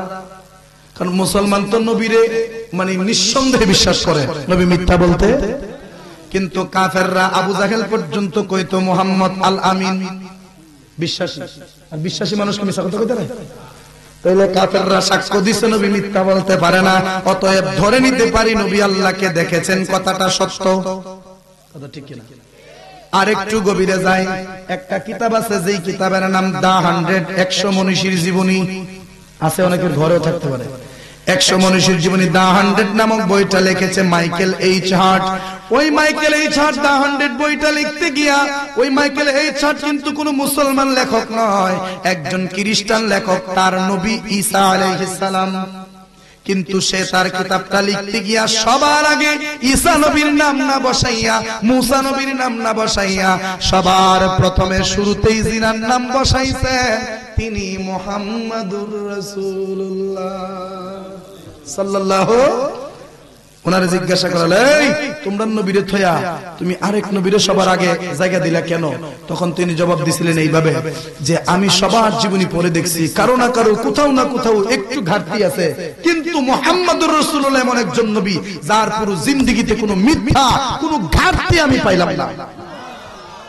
একজন খ্রিস্টান যদি কয় নবী মিথ্যা কয় না, মক্কার কাফের কুরাইশরা যদি কয় নবী মিথ্যা কয় না, আমরা মুসলমানও বিশ্বাস করে নবী মিথ্যা কয় নাই। অতএব আমরা এইটা মানি আল্লাহ ছাড়া কোনো মাবুদ নাই। তার মানে স্পষ্ট হয়ে গেল নবীর ব্যাপারে যার আকীদা ঠিক সে সত্যিকারের মুসলমান, আর নবীর ব্যাপারে যার আকীদা ঠিক নাই সে কাফের, জাহান্নামের কুত্তা। কথা ঠিক কিনা? আমি ভূমিকাতে আয়াত করছিলাম, ওই আয়াতের দিকে যাই হয়। আল্লাহ কয় কুল ইয়া ইবাদিয়াল্লাযীনা আসরাফু আলা আনফুসিহিম লা তাকনাতু মির রাহমাতিল্লাহ ইন্নাল্লাহা ইয়াগফিরুয যুনুবা জামিআ। আমার আল্লাহ ডাক দেয়া কয় দুনিয়ার মানুষ, ও দুনিয়ার আমার বান্দারা, নবী গো আপনি বলে দেন দুনিয়ার যে সমস্ত বান্দারা নিজের নফসের উপরে জুলুম করেছে, নিজের নফসের উপরে জুলুম মানে গুনাহ করছে, অন্যায় করছে, আমলনামা গুনাহ দিয়ে বইরা লাইছে, এই রকম গুনাহগারদেরকে আপনি নবী ডাইকা বলেন, কি বলবেন জানেন নি? গুনাহগার কয়া ডাক দিয়েন না, গুনাহগার কয়া ডাক দিলে আমার বান্দা কষ্ট পাইব। সুবহানাল্লাহ। অথচ এখানে যারা বইছেন আমি সহ সবাই গুনাহগার কিনা? জোরে কন। আপনারা যদি আমি গুনাহগার কয়ে ডাক দিই কষ্ট লাগবো নি? লাগবো, কারণ আসা কথা সহ্য না। কথা ঠিক কিনা? আমার অনেকে কাল্লে হুজুর করতে হইলে আমি চেতি না, আমি খুশি হই, আমি কালা কালা তো করব। কথা ঠিক না? আমি সুন্দর হইলে যদি কালা করতে শরীর একটু লাগলো, আমি অত সুন্দর আমার কালা করছ। কথা ঠিক না? আসা কথা অনেক সময় লাগে, অনেক সময় লাগে না। তো আপনারা গুনাহগার কইলে আপনারা কষ্ট পাইবেন, কিন্তু আল্লাহর গোটা কোরআন আপনি ঘেটে দেখেন, আল্লাহ যত জায়গায় মানুষদেরকে ডাক দিয়েছেন একটা বারো আল্লাহ গুনাহগার কয়া ডাক দেয় নাই। কোন কোন সময় বলছে ইয়া আইয়ুহান নাস, ওহো মানুষ সকল। আবার কোন কোন সময় ভালোবাসা মহব্বত কইরা ডাক দিয়েছেন, ও আমার ইমানদার বান্দারা। তার মানে আল্লাহ বান্দার দোষ গোপন রাইকা ইমানদারে প্রকাশ করে আল্লাহ ইমানদার কয়া ডাক দেয়। তার মানে আল্লাহ বান্দার দোষ গোপন রাখতে চায়। তো আমরা বান্দা হইয়া বান্দার দোষ গোপন রাখার দরকার আছে না নাই? জোরে কোন আছে না নাই? গোপন রাখবেন। আর যদি ঈমান বিধ্বংসী কোনো কথা হয় আর মানুষের ক্ষতি হবে এরকম কোন কথা আপনি জানেন, আর যদি না কোন আপনি গুনাহগার হইবেন, তখন আপনার উচিত মানুষের কয়া দিন যেন আপনার কারণে আরো হাজারটা মানুষ বাচ্চা যায়। কথা ঠিক কিনা? আমরা অনেক সময় ওয়াহাবিরারে দড়ি, খারিজিরে দড়ি, রাফিজি, শিয়া, মুতাজিলা, নামাজাবি, কাদিয়ানি, যত দল আছে বাতিল, সমস্ত দলগুলোর একটু সাইজ করি না। কেরে করে অনেক এখন আমরা বহাবহি করি, আসলে বাবা এটা বহাবহি না, এটা গীবত না, বরং এইগুলা বলার মাধ্যমে আপনাদের ঈমানকে হেফাজত করার একটা ব্যবস্থা হয়। আচ্ছা ধরেন সুজাতপুর গ্রামে কি দালাল আছে না? দালাল বিদেশ নেয়, আসেনি? একটা কথার কথা রাগ করেন না, কারে দিয়া বুঝাইতাম, আপনারা দিয়ে বুঝাইতাম। মাশাআল্লাহ। ধরেন উনি আর আমি, মনোযোগ, উনি আর আমি, দুষ্টা ওনার গায়ে না দিয়ে আমার গায়ে রাখি, নাইলে আবার আমার বাইন্দা তুই। ধরেন আমি দালাল, আমি কি দালাল, মানুষ বিদেশ নেই, তো উনারে বললাম যে আপনার কি কোনো লোক আছে বিদেশ পাঠাবেন, এত টাকার ভিতরে পাঠাই দিবেন। উনি কি করছেন? উনি বলছেন যে আমার একটা ছোট ভাই আছে, আমার ছোট ভাইটারে নেওগা। উনি আমার কাছে 4 লক্ষ টাকা জমা দিয়েছেন, বিদেশ নিমু 1 মাসের ভিতরে, কয়া ওনার কাছ থেকে 4 লক্ষ নিয়ে খাই দিছি। 1 মাস গেছে, 1 বছর গেছে, খোঁজ নেই, আমি বেফারতা। পরবর্তীতে আমার ব্যাপারে ওনার কাছে আমরা হুজুর গিয়া জানতে চাইলো যে সুহেল রেজা দালাল হিসাবে কেমন রে। উনি যদি সুহেল হুজুর ওয়াজ করে গেছেন, দোষ গোপন রাহন কোন যেত না, উনি খুব ভালো মানুষ, তাহলে হুজুরও ঠকবো নি, ঠকতো না? তখন ওনার দায়িত্ব কি? দুষ্গোপন রাহান্না কয়ে দিও। তখন উনি কইবা আরে ভাই কোন কিতা আমার 4 লাখ নিয়ে মেরে রাখছে, সাবধান, এই দালাল থেকে সাবধান। তো আমিও কই ওয়াহাবি দালাল থেকে সাবধান, খারিজি থেকে সাবধান, শিয়া থেকে সাবধান। সাবধান থাকার দরকার আছে না নাই? যদি কোন আমি বহি তুলে বহি হই জান, কারণ আল্লাহ আর ইডিরে গাইলেছে। আমার আল্লাহ নিজে কইছে উতুল্লিম বাদা জালিকা জানে, এটা সব আরামজাদা। ওটার তাফসীর করলে বুঝবেন সূরা কলমে। বাবারা আমার কষ্ট হইতেছে মনে হয় না? এরা নেবার আমার বাইন্দিনটা ভিড়ায় মরলে শহীদ বাঁচলে গাজী, ডরায় কথা গঞ্জিত, কথা ঠিক কিনা? আমার আল্লাহ ডাক দিয়া কই ইমানদার বান্দারা, অথচ সবাই গুনাহগার, আল্লাহ ডাকে ইমানদার। এবার কোন আল্লাহ কি মিছা কইছে? আমরার ভিতরে ঈমান আছে না নাই? এখান থেকে আমি একটু মাসলা মাসাইল নিয়ে কথা বলতেছি, একটু আকীদামূলক কথা বলতেছি, আবার খারাপ ভাবে নিয়েন না, হ্যাঁ বোঝার দরকার আছে। আমরা সবাই গুনাহগার, কিন্তু আল্লাহ ডাকে কি কয়া? ইমানদার কয়া। তাইলে আমরার কাজের সাথে আল্লাহর ডাকটা তো মিলল না। আল্লাহ কি মিথ্যা বলছে? না। এবার আসেন, জানাজার মাঠে আমরা অনেক সময় কই লোকটা কেমন ছিল, আমরা কি কই? আরেকবার কই তুই যে বালা কথা মিছা কথা কইছিস, কেরে দে সুর, তুই জানিস না কয় কিনা? ওই বেগমের দলে সুর তো আমি জানি, তুইও জানোস, কিন্তু কইছে বালা কিনা? তো অবশ্যই বালা। একটা কাফেরের সাথে বালা না? কাফেরের তো ঈমান না, এর তো ঈমান আছে, কথা ঠিক কিনা? কাফেরের তো ঈমান না, এর তো ঈমান আছে, তাই এর থেকে তো বালা। আল্লাহ কইছে দোষ গোপন রাখ, কারণ আমি আল্লাহ নিজে দোষ গোপন রাখছি বান্দার। দোষ গোপন রেখে ডাকছি ইমানদার কয়া, ডাকছি মুমিন কয়া। সুবহানাল্লাহ।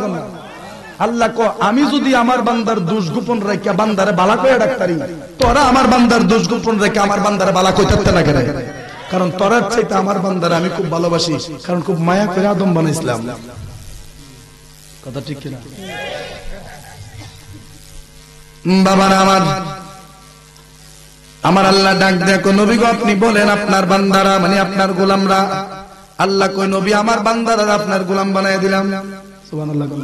এখনই তো সব আমনে যেমন করেন নবী ডাক দেখো, ও আমার গোলামেরা, তোমরা যারা নিজেদের নফসের উপরে জুলুম করেছ, লা তাকনাতু, নিরাশ হইও না, মির রাহমাতিল্লাহ, আমার আল্লাহর রহমত থেকে তোমরা নিরাশ হইও না। গুনাহ করছো আল্লাহর দরবারে, অন্যায় করছো আল্লাহর দরবারে, পাপ করছো আল্লাহর দরবারে, নাফরমানি করছো আল্লাহর দরবারে। গুনাহ করতে করতে করতে করতে করতে করতে একদম জাহান্নামের দরজায় গিয়া দাঁড়ায় রইছো, মারা গেলে জাহান্নামে ঢুকে যাইবা।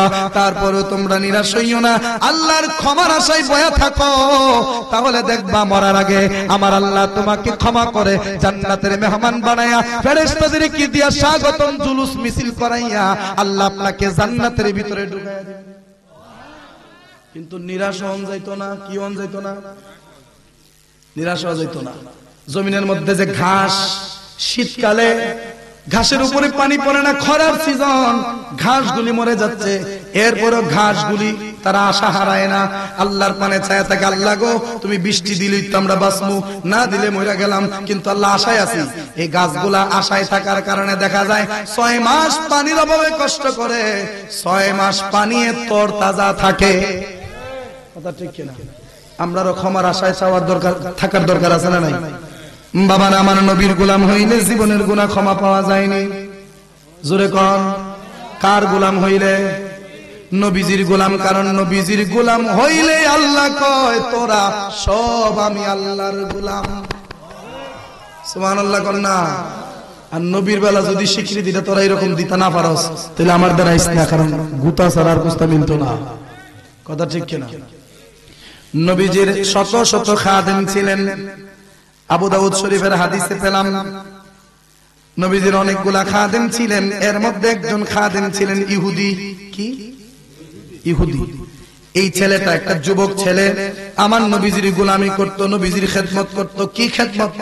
নবীজি যখন মসজিদে নামাজ পড়ার জন্য ঢুকতেন, নামাজ পড়ার জন্য মসজিদে ঢুকার পর নবীজি জুতা মুবারক রেখে দিতেন, মসজিদে খালি পায়ে ঢুকতেন, আর ওই ছেলেটা বাহিরে দাঁড়াইয়া ওই জুতা মুবারক গুলি এইভাবে তুলে নিজের বুকের সাথে এইভাবে জড়ায়া মসজিদের বাহিরে দাঁড়ায়া থাকতেন। সুবহানাল্লাহ। ছেলেটা কি মুসলমান না ইহুদি? ইহুদি ছেলে নিজেও জানে মসজিদে ঢুকতে পারবে না, কারণ ইন্নামাল মুশরিকুনা নাজাসুন ওয়া ইন্নাল কাফিরুনা নাজাসুন। মুনাফিকরা নাফাক, কাফেররা নাফাক, মুশরিকরা নাফাক। বিশেষ করে ইন্নামাল মুশরিকুনা নাজাসুন, যারা মুশরিক আল্লাহর সাথে শিরিক করে এরা নাপাক, এরা মসজিদে ঢুকতে পারবে না। কিন্তু ওই দিন তারেক মনোয়ারে ফতোয়া দিল মসজিদে হিন্দু মুসলিম সবাই নাকি ঢুকতে পারবো। তাহলে আল্লাহর ফতোয়ার রূপে কলম ধরছে। এটির আলেম কোন কেমনে মিয়া? আর এই যে মিজান হুজুরে কি কইলো যে হিন্দু মুসলিম আমরা সবাই ভাই ভাই, আর আল্লাহ কই ইন্নামাল মুসলিমুনা ইখওয়াতুন, মুসলমান মুসলমানের ভাই। এর সাথে মানবতার খাতির দেখাইবা, এর সাথে ভালোবাসা দেখায়, সমস্যা নেই, মানবতার খাতিরে। কিন্তু কেউ ভাই না, ভাই মুসলমান ভাই। কথা ঠিক কিনা? তাহলে কোরআনের উপরে কথা তুলছিনি, এটির আলেম কইবেন কেমনে মিয়া? এটা ইহুদি খ্রিস্টানের দালাল। ওই ছেলেটা জুতা মোবারক গুলি, খরম মোবারক গুলি এইভাবে নিয়ে বাহিরে দাঁড়ায় থাকতো। আমার নবী মসজিদ থেকে বের হলে এই জুতা মোবারক গুলি নবীজির পা মোবারকে দিয়ে দিত, কদম মোবারকে দিয়ে দিত। এইভাবে খেদমত করছেন 1 বছর না 2 বছর না, একাধারে 7 বছর। এই 7 বছরের ভিতরে নবী একদিনও বলে নাই বাবা কালেমা পড়, কারণ ইসলাম কখনো জোর জবরদস্তি পছন্দ করে না। সময় হলেই কালেমার দাওয়াত দেওয়া হবে। হেরারে কন্যা তাবলিগ মসজিদে বাদ দিয়ে হিন্দু বারাত দিয়া করতো, মুসলিমের বাড়ি গিয়ে আইব। এটির যে স্বভাব, দিনের দাওয়াত দিয়া মানুষকে মুসলমান বানাইতে গেলে ওলি আল্লাহর আদর্শের মুসলমান হওয়া লাগবে। শাহজালালের আদর্শের মুসলমান হইলে দিনের দাওয়াতে হিন্দু বাড়াই দিতে পারবেন। আর উগ্রপন্থী যারা উগ্রপন্থী তাদের দ্বারা দিনের দাওয়াত সম্ভব। বাবা কথাটা শেষ করে দিয়ে হুজুর হয়তো চলে আসবেন। ওই ছেলেটা কি করলো? জুতা মুবারক গুলি নবীজির কদম মুবারকে দিয়ে দিত। 7 বছর গোলামি করার পর একদিন নবীজি দেখে ছেলেটা আসে নাই, সাহাবায়ে কেরামদেরকে নবী জিগায় নাই। দ্বিতীয় দিন গেল, তৃতীয় দিন গেল, 3 নম্বর দিন নবী ডাক দেখো সাহাবীরা, রে যেই ছেলেটা এতদিন আমার গোলামি করত, আজকে 7টা দিন হয়ে গেল, আজকে 7টা দিন হয়ে গেল, ছেলেটারে তো দেখতে পাই না, ছেলেটার কি হইছে? সাহাবায়ে কেরাম ডাক দেখো, নবী গো আমরা খোঁজ নিয়ে দেখেছি ছেলেটা আজকে 1 সপ্তাহ ধরে অসুস্থ। আমার নবীকে আমার জানাও নাই কেন? আমার গোলামি করছে না? ইহুদি হিসেবে কি হয়েছে? গোলামি তো করছে। তা অসুস্থতার সময় তো তারা একটু দেখতে যাওয়া দরকার। সুবহানাল্লাহ। এই জন্য নবীজি তারা দেখতে গেলেন। ওই ছেলেটার উঠানে গিয়ে দাঁড়াইলেন। ওই ছেলেটার বাবা ঘর থেকে বের হয়ে দেখে নবী আসছে, কি যে করবে কি না। নবী আইছে, নবীজিকে সম্মানের সাথে ঘরে ঢুকালেন। ঢুকায় বললেন, হুজুর আপনি গরিবের বাড়িতে আসছেন, বসেন হুজুর, চেয়ার দিলাম বা টেবিল দিলাম, যা দিলেন বসার জন্য। কিন্তু নবীজি ওই জায়গায় না বসা সরাসরি বসে গেলেন। ছেলেটা অসুস্থ হয়ে যেই বিছানায় পড়ে আছে, ওই ছেলেটার একদম মাথা বরাবর মাথার কাছে গিয়ে বসছেন। বৈশা নবীজি নুরানি হাত মুবারক ছেলেটার কপালের উপর এইভাবে রাখলেন। সুবহানাল্লাহ। এইভাবে রাইখা নবীজি সাথে সাথে হাতটা টান মেরে নিয়ে আসছে, যেন নবীজি আগুনের চুলার ভিতরে হাত দিয়েছে। সুবহানাল্লাহ। হাতটা টান দিয়া আইনাই কইতেছে, বাবা অতি দ্রুত কালমাটা পড়ো। সুবহানাল্লাহ। নবীজির হাতের নাগালে ছেলেটা ছিল কয় বছর? 7 বছর। দিনের দাওয়াত কি দিছে? একদিন দেয় নাই, কারণ সময় হয় নাই। কিন্তু আজকে আয়া নবীজি আর কোনো কথা নাই, ছেলেটার মাথা আদ্দি কইতেছে, বাপ তাড়াতাড়ি কালেমা পড়। ছেলেটা একবার নিজের বাবার চেহারার দিকে তাকায়, আরেকবার আমার নবীর চেহারা মুবারকের দিকে তাকায়। একবার বাবার চেহারার দিকে তাকায়, আরেকবার নবীর চেহারা মুবারকের দিকে তাকায়। তার বাবা ডাক দেখো, সন্তান আজকে আর আমার দিকে চাইছ না রে ফুত, রাহমাতুল লিল আলামিন তোরে যা করার কথা বলে তাই কর, আমি বাপের কোনো আপত্তি নাই। ছেলেটা সাথে সাথে পড়ে উঠলো কালেমা শরীফ, লা ইলাহা ইল্লাল্লাহু মুহাম্মাদুর রাসূলুল্লাহ সাল্লাল্লাহু আলাইহি সাল্লাম। জোরে বলেন না সুবহানাল্লাহ। নবীজি আলহামদুলিল্লাহ কয়া ঘর থেকে বের হবেন। কালেমাটা ছেলেটা পড়তে দেরি, মারা যাইতে দেরি না। কালেমাটা পড়তে পড়তে মরে যাচ্ছে। নবীজি আলহামদুলিল্লাহ কয়া ঘর থেকে বাইরে আয়া লম্বা একটা নিঃশ্বাসের আল্লাহর শুকরিয়া আদায় করলেন। সাহাবায়ে কেরাম জিজ্ঞাসা, ইয়া রাসূলুল্লাহ কি হলো বুঝলাম না। আমার নবী কই, সাহাবীরা রে, আমি যা দেখি তোমরা তো তা দেখো না। সুবহানাল্লাহ। আমি নবী যখন তার ঘরে ঢুকলাম, ঢুকার সাথে সাথে আমি নবী বুঝতে পেরেছি, দেখতে পেরেছি, আমি নবী আসার আগে আজরাইল আইসা বয়ে রইছে। জানিয়া যাবে সময় হয়েছে গা, আজরাইল খালি বয়ে রইছে, আমি নবী যাইতাছি। সুবহানাল্লাহ। এখন আজরাইল কইলাম, আজরাইল সময় কি শেষ? জি, তার সময় শেষ, নিয়ে যাব। আমার নবী কই, নিস না রে আজরাইল, 7টা বছর আমার গোলামি করছে, আমার গোলামি মানসারা কবরে যাবে, আমি নবী সহ্য করতে পারবো না। পরে আজরাইল, অপেক্ষা কর, আমি দ্বীনের দাওয়াতটা দেই, কালেমার দাওয়াতটাকে দে, কালেমা পড়ার আগ পর্যন্ত তার রূহ তুই কবজ করবি না। আল্লাহু আকবার, ইয়া রাসূলুল্লাহ জিন্দাবাদ। আজরাইল বইরিছে, নবী কালেমার দাওয়াত দিছে, ছেলে কালেমা পড়ছে, এরপরে জান গেছে, তার মানে আজরাইলও নবীরে মানে। কথা ঠিক কিনা? আজরাইলও নবীরে। আর একটা জিনিস প্রমাণ হইল, নবীর গোলাম হইলে জীবনের শেষ মুহূর্তে নবী আয়েশা কালেমা পড়ায়া দেয়। কথা ঠিক কিনা? নবীজির গোলামের, মাওলাজির গোলামের কোনো চিন্তা নাই, চলো নবীজির জান্নাতে মদিনা, চলো নবীজির জান্নাতে।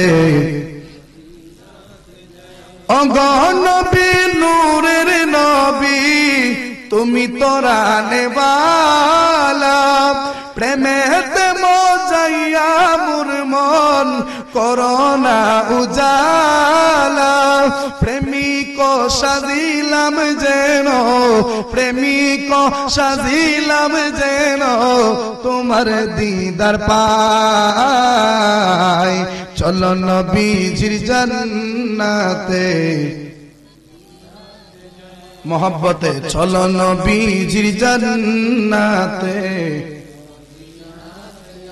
আমার মৌলাজির গোলামের, নবীজির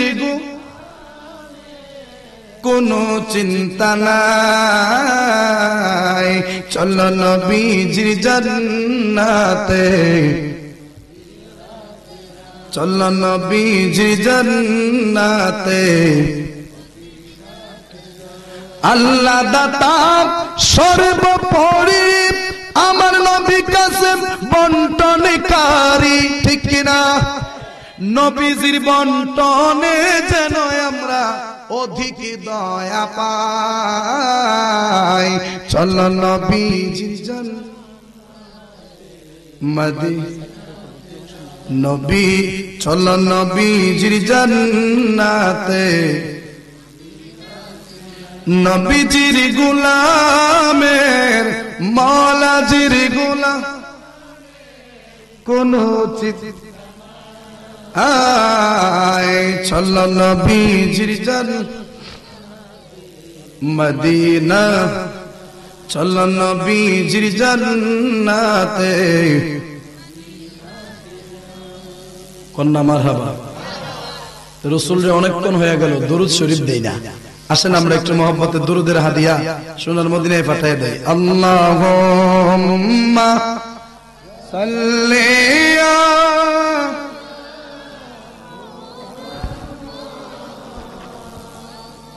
ওয়ালা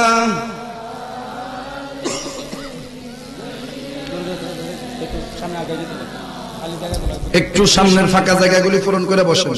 বাহাদুর সব চলে আসবেন, বাহাদুর তো বাহাদুর, কথা ঠিক কিনা? একটু কষ্ট করে সামনে চাপেন, আর শতানরে একটু হরান, আর যে বাইরে খাড়ি আছেন একটু কষ্ট করে বয়ে যান, আর তো বেশি সময় নাই, ওই মাহফিল তো শেষ হয়ে যাবে। দরুদ শরীফ পড়েন। আল্লাহুম্মা সাল্লি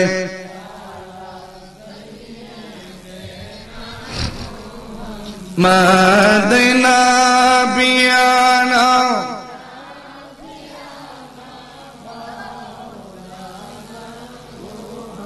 মাদিনা বিয়ানা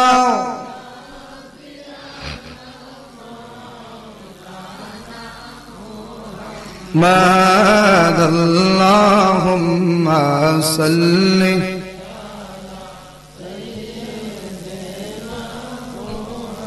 ও গো আমরার দয়াল নবীজি দেখা কি গো দিবেন ও গো আমরার নূরের নবীজি দেখা কি গো দিবেন হায় গো আপনার দেখা পাইলে নবী গো ভয় কি আমরার শেষ বেলায় আল্লাহুম্মা সাল্লি মাশাআল্লাহ সাইয়্যে মাদনা বিয়ানা লানা মুহাম্মাদ আল্লাহুম্মা সাল্লি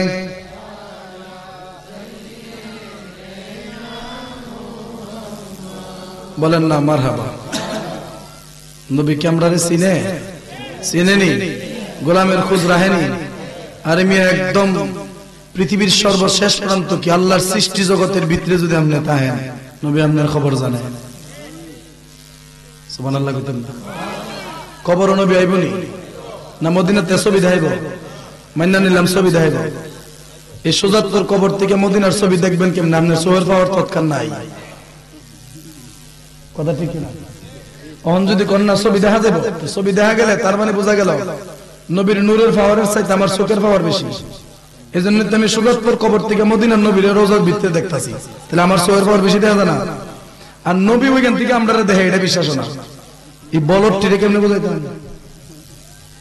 আল্লাহ হেদায়েত করুক কোন আমিন আমি লিখিব চিঠি দেব তোমায় পাখি পৌঁছে দিও রো কইতাম নেই নিউ ভার্সন একটু না করলে তো ভালো লাগে না কোন আমার সাথে যারা পারেন কইলেন আমি লিখিব চিঠি দেব তোমায় পাখি পৌঁছে দিও রোজায় আমি থাকব বসে এ আশায় চিঠির উত্তর আসবে আমার গায় আমি থাকব বসে আশায় চিঠির উত্তর আসবে আমার গায় আমি লিখিব চিঠি দেব তোমায় পাখি পৌঁছে দিও রোজায় আমি লিখিব চিঠি দেব তোমায় পাখি পৌঁছে দিও রোজায় কবে আসবে মদিনার পয়গাম গায়ে বাঁধব হাজিদের ঘেরাম কবে আসবে মদিনার পয়গাম গায়ে বাঁধব হাজিদের ঘেরাম আমি ঘুরব মদিনার চারিপাশ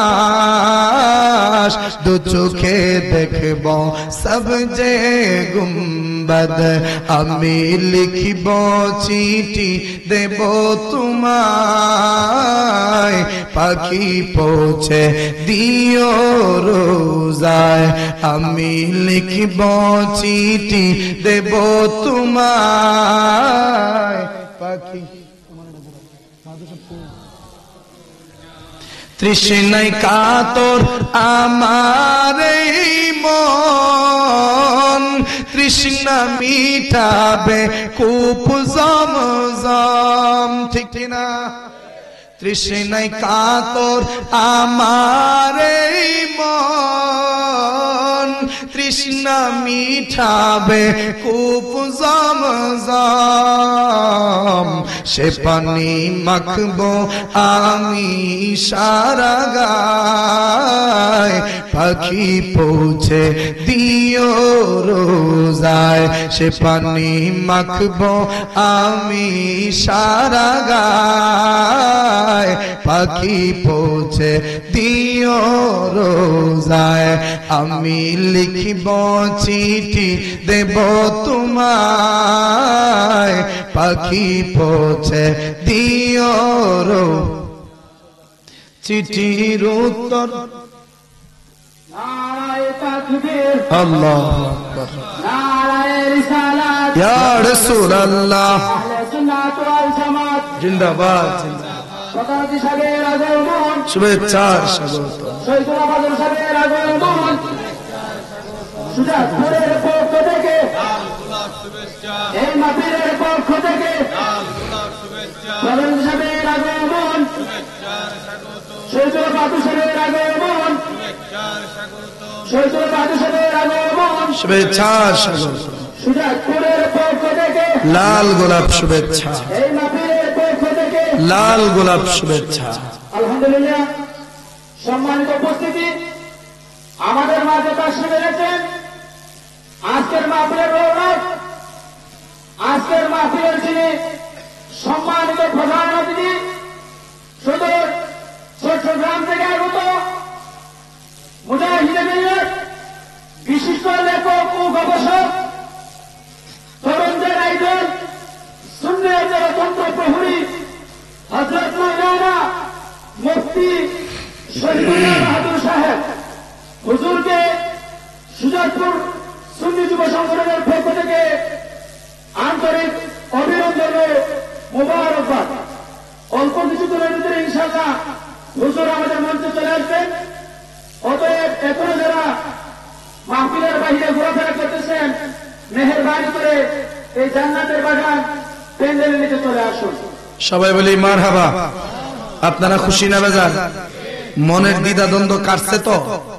উনি যে আইছে বিশ্বাস হইছে তো? একটু পরে যে আইব বিশ্বাস হইবনি? মানে এখন বিশ্বাস হইতেছে, আসার পরে এটা পরিপক্ক হবে। কথা ঠিক কি? আইব করতেছে ও মারহাবা কন্যা, আরো জোরে কন্যা মারহাবা। আয়ুক কাছাকাছি আয়ুক।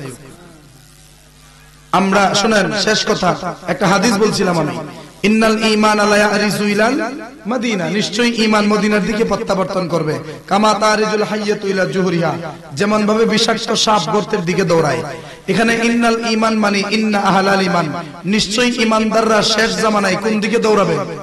মদিনার দিকে দৌড়াবে। সাপ যেমনে জান বাঁচাবার লাগে গাতার দিকে দৌড়ায়, তার মানে কিয়ামত পর্যন্ত একমাত্র হকের উপরে তারাই থাকবে যারা মদিনার পথে মানুষদেরকে ডাকে।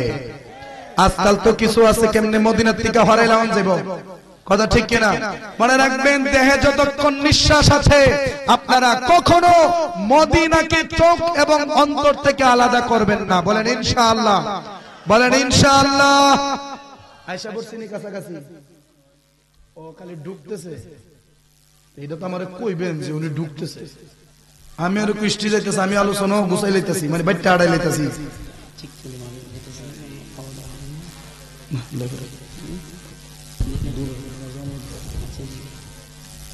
সবাই কোন মারহাবা।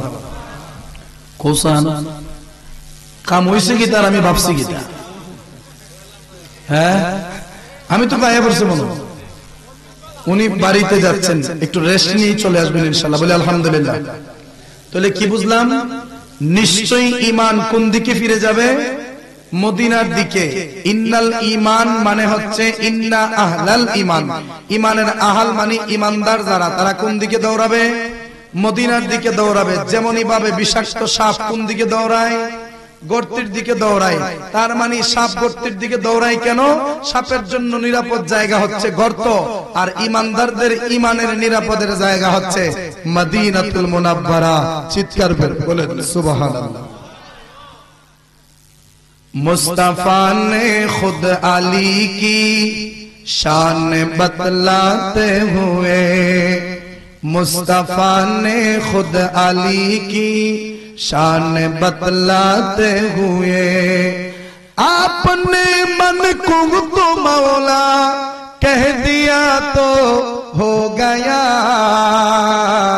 मौजिज़ा मेरे नबी का कह दिया तो हो गया मौजिज़ा मेरे नबी का कह दिया तो हो गया बोलें ना मरहबा বাবারা আমরা সুন্নি মুসলমান নবীকে ভালোবাসি নবীর আহলে বায়াতকে ভালোবাসি পাক পাঞ্জাতনকে ভালোবাসি সাহাবায়ে কেরামদেরকে ভালোবাসি আউলিয়ায়ে কেরামদেরকে ভালোবাসি আমরা আল্লাহকে ভালোবাসি আমার আল্লাহর সকল প্রিয় বন্ধুদেরকে আমরা ভালোবাসি আহলে বায়াতের ভালোবাসার নাম হচ্ছে ঈমান আহলে বায়াতের দুশমনের নাম হচ্ছে কুফরি যাদের ভিতরে আহলে বায়াত শেরে খোদা মাওলা আলী মা ফাতেমা ইমাম হাসান ইমাম হুসাইন পাক পাঞ্জাতনের প্রতি যাদের ভিতরে পাক পাঞ্জাতনের প্রতি বিদ্বেষ আছে পাক পাঞ্জাতনের প্রতি দুশমনি যাদের ভিতরে আছে তাদের ব্যাপারে ঘোষণা হলো তারা কখনো ঈমানদার হতে পারে না তারা হচ্ছে জাহান্নামের অধিবাসী কথা ঠিক কিনা আপনারা জানেন পাক পাঞ্জাতনের ইতিহাসটা কই আমি একটু শুনাই আপনাদের নবীর শান তো শুনলেন এবার নবীর আহলে বায়াতের শান শোনার দরকার আছে না নাই একটু শুনেন নূহ নবী কি বানাইছিলেন জোরে কোন কিস্তি বা নৌকা বানাইছিলেন যেই নৌকার ভিতরে জোড়ায় জোড়ায় প্রাণী উঠিয়েছিলেন ওই নৌকার ভিতরে তক্তা ছিল কয়টা মাশাআল্লাহ কেডা কইলো এটা মারহাবা 1 লাখ মতান্তরে 2,24,000 60টা তক্তা সুবহানাল্লাহ এই 60টা দেরা করে আলী ফাতেমা হাসান হুসাইন সুবহানাল্লাহ আবার কেউ কেউ বলছেন আবু বকর ওমর উসমান আলী সুবহানাল্লাহ 1,24,000 তক্তা 1,24,000 আম্বিয়া কেরামের নামের উপর আর বাকি 4টা নবীর আহলে বায়াতের নামের উপর তার মানে কোন কিছু যদি আল্লাহর রাসূল আল্লাহর নামে রাসূলের নামে আহলে বায়াতের নামে ভাসানো হয় ওইটা ডুবে না সুবহানাল্লাহ নবীর প্রেমের তরি কি ডুবে আহলে বায়াতের প্রেমের তরি ডুবে ডুবে না কারণ ওইখানে আমরা আল্লাহ রাসূলের নাম লই ওই উঠি কথা ঠিক না ঠিক বাবার আমার দেখেন মাওলা আলীর ব্যাপারে কি বলা হলো মান কুনতু মাওলাহু ফাহাযা আলিয়ুন মাওলা নবী কয় নিশ্চয় আমি যার মাওলা আমার আলীও তার মাওলা মানে যারা আমারে অভিভাবক মানো আমারে যারা মাওলা মানো আমার আলীকেও তোমরা কি মানতে হবে মাওলা মানতে হবে এখানে বাড়াবাড়ি করলে চলবে না আমরা বিশ্বাস করি মাওলা আলীর বেলায়েত এই দিন অভিষেক হয় নাই বরং মাওলা আলীর জন্মের পর থেকে মাওলা আলীর বেলায়েত নিয়েই এসেছে সুবহানাল্লাহ মাওলা আলীর বেলায়েত অনেক আগে থেকে শুধুমাত্র ওই দিন ঘোষণা হয়েছে সুবহানাল্লাহ ওই দিনটাকে গাদির খুম বলা হয় গাদির খুম যারা আনুষ্ঠানিকতার সাথে পালন করে এটা শিয়াদের একটা লক্ষণ কিসের লক্ষণ আমরা এটা মানি কিন্তু উদযাপন করি না এটা শিয়ারা করে এজন্য আমরা সেটা থেকে দূরে এছাড়াও মাওলা আলীর শানের কি কোনো কম আছে জোরে কোন কম আছে তাইলে শুনেন খায়বরের যুদ্ধের সময় খায়বরের যুদ্ধের ময়দানে আমার নবী রাহমাতুল লিল আলামিন মাওলা আলীর উর মুবারকের মধ্যে নবীজির মাথা মুবারক কানা দিয়া আল্লাহর নবীজি বিশ্রাম করতেছেন ওই মুহূর্তে পশ্চিম আকাশের সূর্যটা অধিকাংশটাই হেলে গেল মানে আসরের নামাজের ওয়াক্তটা শুরু হয়ে গেল মাওলা আলীর উরু মুবারকের মধ্যে আমার নবী বিশ্রাম করে মাওলা আলী দেখতেছেন নবীকে যদি বিশ্রাম থেকে জাগ্রত না করা হয়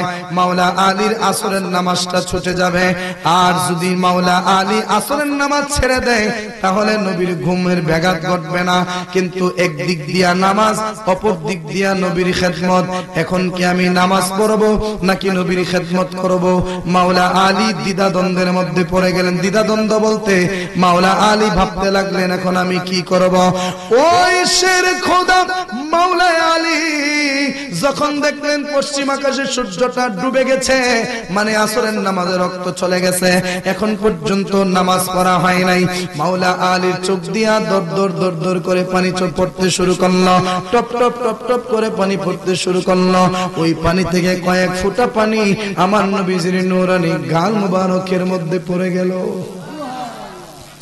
আমার নবী তো ঘুমায় না রে বান্দা ও দুনিয়ার নবীর আশিকেরা, আমার নবী ঘুমায় না, 63 বছর জিন্দেগিতে নবী ঘুমান নাই। এবার বলবেন তাইলে নবী কি করতেন? আইরে বাবা, ঘুমাইলে কি আমরা দিন দুনিয়ার কোনো খোঁজ থাকেনি? আচ্ছা কোন এখন যদি বাড়ি গিয়া ঘুমান, ঘুম ভাঙার আগ পর্যন্ত মাঝখানে কি হইছে বলতে পারবেন নি? কেন পারবেন না? কারণ যখন বান্দাটা ঘুমায় তার পরাণ পাখিটা আমার আল্লাহর হেফাজতে চলে যায়। মানে সে পুরা মৃত থাকে। কি থাকে? মৃত থাকে। যখন তাকে সজাগ করে দেওয়ার ইচ্ছে পোষণ করেন, আমার আল্লাহ সেই রূহটা আবার তার ভেতরে ঢুকায়া দেন। এই জন্য একটা নিয়ম আপনাদেরকে শিখায়া দেই বাবা, যদি জানা থাকে তো আলহামদুলিল্লাহ, জানা না থাকলে জেনে নেন। যদি কোনো মানুষ ঘুমায়া থাকে, ওই মানুষটারে যদি ডাক দেওয়ার ইচ্ছা হয়, তাইলে ঘুমন্ত মানুষটারে গিয়ে হঠাৎ করে জোরে সুরে ডাক মারবেন না, তাইলে মানুষটা হার্ট অ্যাটাক করে মারা যাইতে পারে। কি অ্যাটাক করে? হার্ট অ্যাটাক করে মারা যাইতে পারে। তাহলে কি করবেন? মানুষটা ঘুমায় রয়েছে, আপনি ওনারে ডাক দিবেন, আপনার হাতটা তার শরীরের উপর একটু রাখেন, একটু মেসেজ করেন এভাবে আলতো আলতো করে, মানে আপনি হাতের ছোঁয়াটা তার সাথে লাগান। তাহলে দেখবেন তার পরাণ পাখি, যে ঘুমের মধ্যে আমরা পরাণ পাখি কই কই যা জানেননি, আমেরিকায় যায়, লন্ডন যায়, যায়নি? যায় না? আর এমন ভাবে যায়, অনেক সময় আমি স্বপ্নে দেখছি আমেরিকার বড় লোক হইছি আমি, কোটি কোটি টিহা মিয়া ট্যাঙ্গের উপরে ট্যাঙ্ক তুলে আমি বই দিছি, ফাউডা মারি দিলে লাগে না এভাবে আপনাদের সকালে ঘুম থেকে দেখি বালিশের উপরে বয়া ট্যাঙ্গের উপরে দিলে বই দিছি আমি, কোটি বুঝি 10 তলা বিল্ডিং কিরে। তো স্বপ্নে আমরা রুহ কত জায়গায় যায়। তো রুহটা এত দূর গেল, আপনি হঠাৎ করে ডাক দিলেন, রুহ প্রবেশ করার চান্স যদি না পায় তাহলে মারা যাবে। এই জন্য আস্তে করে যখন টাচ দিবেন, রুহুটা যেখানে থাকুক না কেন তার ভেতরে রুহুটা এসে প্রবেশ করবে। তখন যদি ডাক দেন সুন্দরভাবে সজাগ হয়ে যাবে। সুবহানাল্লাহ। মাওলা আলীর উরু মুবারকের মধ্যে নবীজি বিশ্রাম করে। আমি বললাম নবী ঘুমায় না, তাহলে নবী কি করতেন? হায়রে দুনিয়ার বান্দারা, আপনি যখন ঘুমান, আমি যখন ঘুমাই, দুনিয়ার বান্দারা যখন ঘুমায়, দুনিয়ার কোনো কিছুর খবর থাকে না। নবীও যদি ঘুমাইতো, উম্মতের তো কোনো খোঁজ থাকতো না, খবর থাকতো না। নবী যদি 1 সেকেন্ডের জন্য উম্মত থেকে গাফেল হয়ে যাইতো, উম্মত জাহান্নামের কাঠগড়ায় গিয়া দাঁড়ায়। 1 সেকেন্ডের জন্য যদি নবী উম্মতের চিন্তা বাদ দিয়া দিত, তাইলে উম্মত জাহান্নামের একদম গেটের সামনে গিয়ে হারিয়ে থাকতো, মানে জাহান্নামে যেত। নবী বিশ্রাম করতেন ঠিকই, ঘুমাইতেন ঠিকই, কিন্তু আমাদের মতো তিনি কখনো ঘুমাতেন না। নবীজি ঘুমাতেন ঠিকই, কিন্তু গোটা সৃষ্টি জগতের সকল উম্মতের খবর নবী রাখতেন। আরো জোরে কন্যা সুবহানাল্লাহ, সুবহানাল্লাহ, সুবহানাল্লাহ। বাবার আমার বাহাদুর সাহেব হয়তো আইসা বলবেন আমি গুছাইলে, এই সময় তো গুছাইলে ইসলাম আইব আইব কইয়া, তখন আইলি গুছামো, থাকতো আর গুছাইবার ধরেন নাই, আইলে গুছাই নাই। মাওলা আলীর উরু মুবারকের মধ্যে কার মাথা মুবারক? নবীজির মাথা মুবারক মাওলা আলীর উরু মুবারকের মধ্যে দিয়া আল্লাহর নবী বিশ্রাম করতেছেন। মাওলা আলী নামাজ পড়বেন নাকি নবীকে সজাগ করবেন, নবীকে ঘুমাতে দিবেন নাকি নামাজ ছাড়বেন, এই চিন্তা করতে করতে চোখ দিয়া পানি পড়তে শুরু করলো। নবীর প্রতি সাহাবায়ে কেরামের কেমন আদব! অথচ নামাজে রক্ত যায়, ডাক দিলে তেমন কিছু হবে না, কিন্তু আল্লাহ ডাকের ব্যাপারে আইন লাগাই দিয়েছে, লা তারফাউ আসওয়াতাকুম ফাওকা সাউতিন নবী, নবীর গলার আওয়াজের চাইতে তোমাদের গলার আওয়াজ উঁচু করিও না। আরেকটা আয়াত আছে, কিভাবে জানো? তোমরা একজন আরেকজনকে যেভাবে ডাকো, এভাবে ডাকাডাকি নবীকে করো না। যেমন আমরা একজন আরেকজনের ভাই ডাকি, নবীরে ভাই ডাকা হারাম। আমরা একজন আরেকজনের বাপ ডাকি, নবীরে বাপ ডাকা হারাম। নবী কি? নবী হচ্ছে ওয়ালাকির রাসূলুল্লাহ। নবী কার রাসূল? সুবহানাল্লাহ। এভাবে বিশ্বাস করতে হবে। সাহাবায়ে কেরামের কত আদব! ডাক দিব ফরজ যাইতেছে গা, মাওলা লেখো কেমনে ডাক দিব, যদি বেয়াদবি হয়ে যায়। আর এই মোল্লা কথা কোয়ার সময় আদবের দিকটা তো চিন্তা করি না, আর বিশ্ব নবীর প্রচারটা করছেই। হ্যাঁ, কথা ঠিক কিনা? এর নাম কি? বেঙ্গাইবার ধরেন নাই, কবিরা গণিত নামটা তো সুন্দর, মিজান। ওয়াকিমুল ওয়াজনা বিল কিসতি ওয়ালা তুখসিরুল, কত সুন্দর নাম, কিন্তু কাম দেখছেন। ফারুক হুজুরের একটা কথা যখন থেকে আমি শুনেছি, সরাসরি যদি আমি ওনার এই কথাটা শুনি নাই, ইন্টারনেটের মাধ্যমে শুনেছি, তখন থেকে অন্তরে গেঁথে নিয়েছি এই কথাটা কি, সারা দুনিয়া এই 750-800 কোটি মানুষের সবচাইতে জ্ঞানী ব্যক্তি, সবচাইতে গুণী ব্যক্তি, সবচাইতে এলেম সম্পন্ন ব্যক্তি, তার কলিজায় যদি নবীর প্রেম না থাকে, নবীর আদব না থাকে, সে হচ্ছে আমার জুতার শুকনা তালার সমান।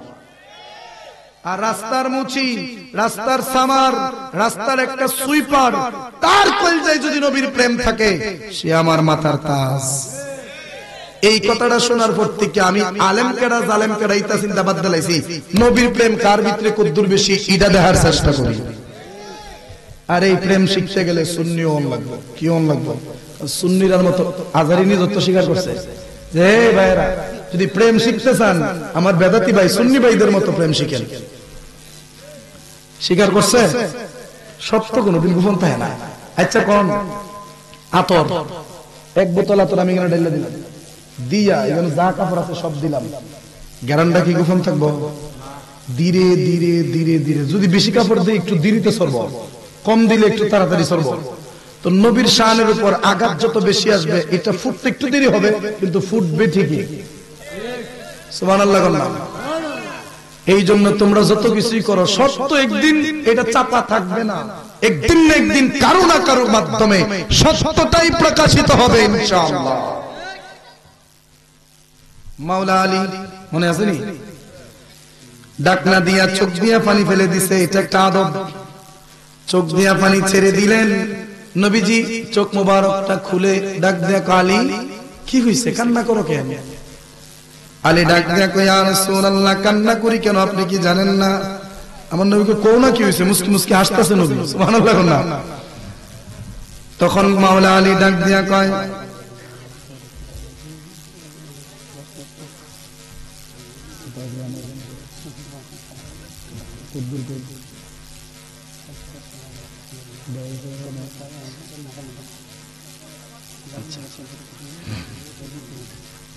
আচ্ছা আচ্ছা আচ্ছা বাবার আমার, মাওলা আলী কি করলেন, চক্ষু মুবারকের পানি দিয়ে আল্লাহর নবীকে সন্তুষ্ট করে ফেললেন। সুবহানাল্লাহ। নবী মুস্কি হাসি দিয়া ডাক দেখো আলী, ও আলী রে তুমি কান্না করো কেন? মাওলা আলী ডাক দেখো নবী গো, একটু পশ্চিম আকাশের দিকে তাকান না, আদব দেখেন। আমার নবী কই তাকাইলাম কি হইছে? কোন নবী গো সূর্যটা আসেনি দেখেন। আমার নবী কই নাই তো কি হইছে? নবী গো বেয়াদবি যদি না নেন তাইলে একটা কথা বলতে চাই। কো কি? নবী গো আমরা তো আসরের নামাজ পড়ি নাই। সুবহানাল্লাহ। আমার নবী ডাক দেখো আলী, আসরের নামাজ কি তুমি পড়বা? সুবহানাল্লাহ। তুমি কি পড়তে চাও? মাওলা আলী কই ইয়া রাসূলুল্লাহ কেমনে সম্ভব, সূর্য তো ডুবে গেছে গা, মানে মাগরিবের রক্ত চলে আসছে। মাসলার মনে রাখেন, সূর্য ওঠার 23 মিনিটের ভিতরে নামাজ পড়া কি মাকরুহ।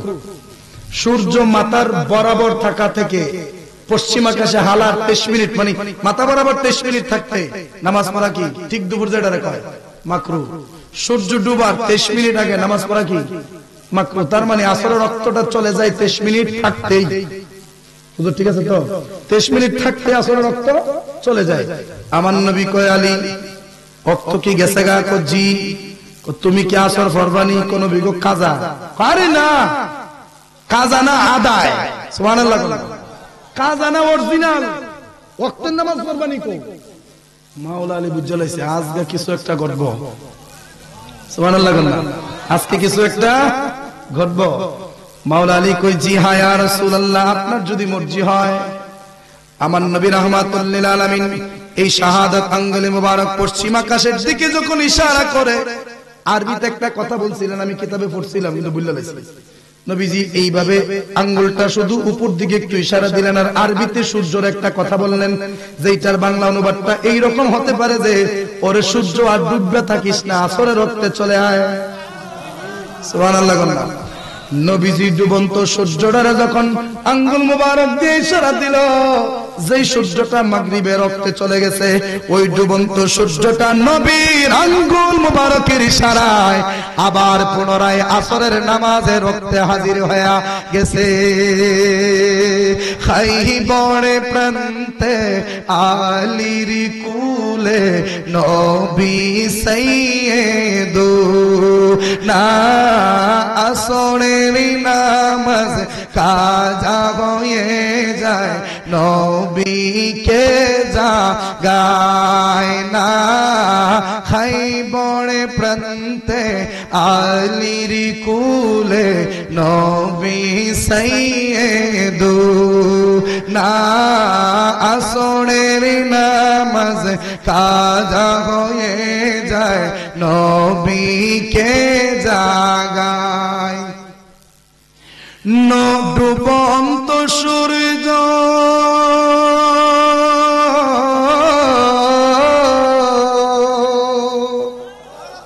মারহাবা কোন লাগবে, কি কোন লাগবে, জোরে কোন লাগবে। আমি টান্ডা দিয়ে স্যার মারহাবা করবেন, আমার একটু তালো তুলবার দরকার আছে না? নাই বালা জিনিস বেশি শুনতে ভালো লাগে না, কথা ঠিক না? এই জন্য একটু অন্যদিকেও যাওয়ার দরকার। একটু জোরে সোরে কোন মারহাবা, আরো জোরে কোন মারহাবা, ডাক্তার দিয়া চালু করবেন মারহাবা। ডুবন্ত সূর্য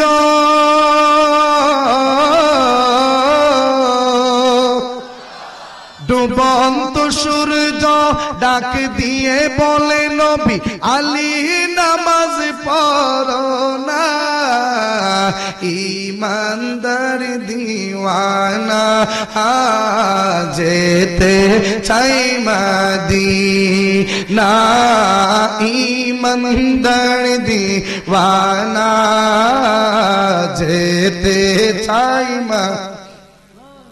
কোরআনে তো নবীজির শান, কোরআনে তো বলেন মুনাফিক দেখে না, ইমানদার দিওয়ানা যেতে চাই মদিনা, ইমানদার দিওয়ানা যেতে। এরপরে দেখেন কোরআনের ভাষা, শাক্কাল কামার সিরাজুম মুনীরা, কোরআনের ঘোষণা, আকাশের চাঁদ ডাক দেয় নবী জমিনে আসনা। সূরা কামার খুলেন, প্রথম নম্বর আয়াত। আল্লাহ কয় ইকতারাবাতিস সাআতু ওয়ানশাক্কাল কামার, কিয়ামত অতি সন্নিকটে, চন্দ্র দুভাগ হয়ে গেছে, হয়েছে না হয়ে গেছে, তার মানে কিয়ামতের আলামত ঘটতে গেছে। কিয়ামত অতি নিকটে, চন্দ্র দুভাগ হবে, হয়েছে এটা নয়, হয়ে গেছে, এটা অতীতকালীন। তার মানে চন্দ্র দুই টুকরা হয়ে গেছে, তার মানে কিয়ামতের বড় আলামতের মধ্যে একটা ঘটছে, আর কিছু বাকি আছে, এটি ঘটলে কিয়ামত হইল। নবীজি চন্দ্র টুকরা করাটা ছিল কিয়ামতের আলামত, কিয়ামতের আলামত। এই আলামত ঘটে গেছে, এটা কার মাধ্যমে ঘটছে? আমার নবীর মাধ্যমে, নবীর আঙ্গুল মুবারকের ইশারায়। এই কথাটাই গজলে গজলে কইতেছে।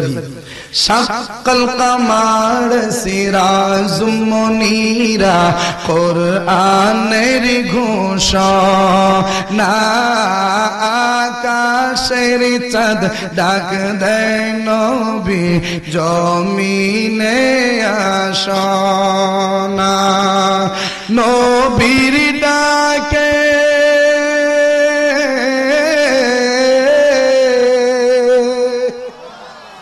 নবীর ডাকে আকাশের চাঁদ টুকরা হয় দুই খানা, ইমানদার দিওয়ানা যেতে চাই না,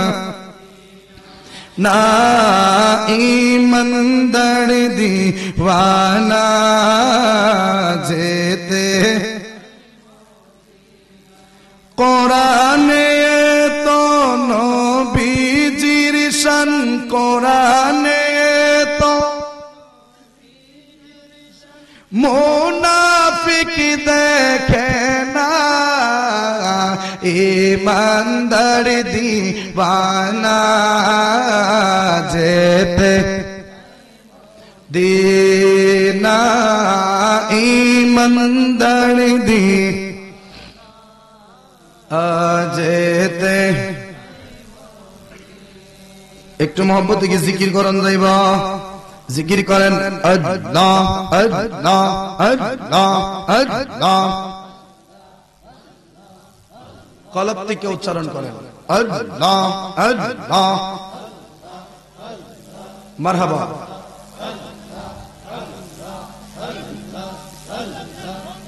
চাটা আসেনি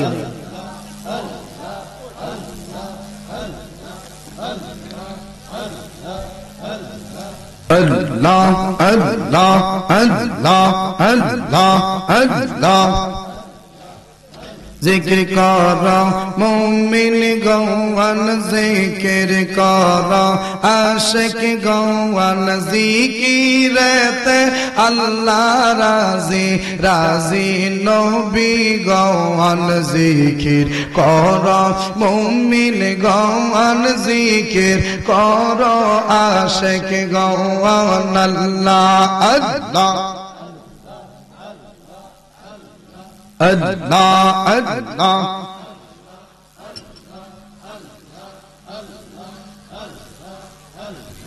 জিকিরে যার ইচ্ছা হয় না তার দিলেতে তাল বাগানা জিকিরে যার ইচ্ছা হয় না তার দিলেতে তাল বাগানা জিকির সারা নামাজ হয় না জিকির সারা নামাজ হয় না মসনবীর বর্ণন জিকির কর মুমিন গৌয়ান আল্লাহ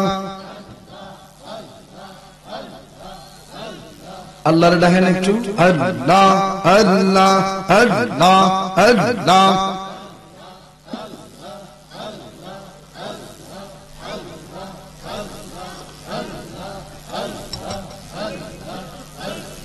জিকিরে যে করবে হেলা সে হবে শয়তানের চেলা জিকিরে যে করবে হেলা সে হবে শয়তানের চেলা বুঝবি সেই দিন কত জ্বালা বুঝবি সেই দিন কত জ্বালা দোজখে গমন জিকির কর মুমিন গৌয়ান আল্লাহ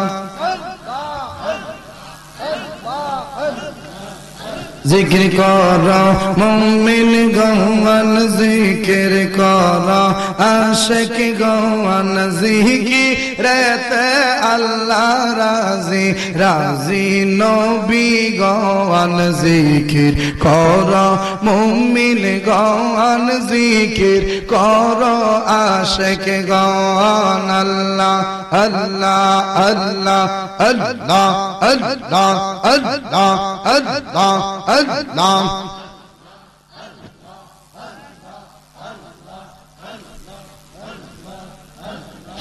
আমি তোমায় ভালোবাসি পাগলের মতো যতই কাঁদাও কাঁদব আমি জনমের মতো মাশাআল্লাহ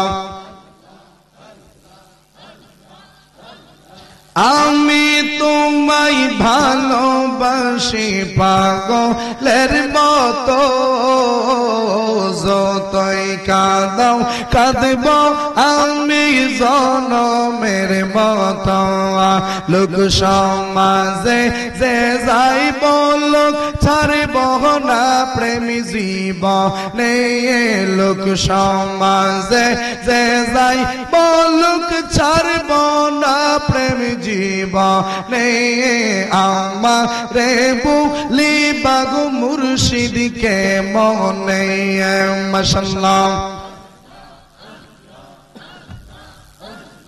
মুর্শিদ মুর্শিদ বইলাই আমার ঘুম আসে না নয়নে আমারে বুলি বামিরান শাকে মনে মারহাবা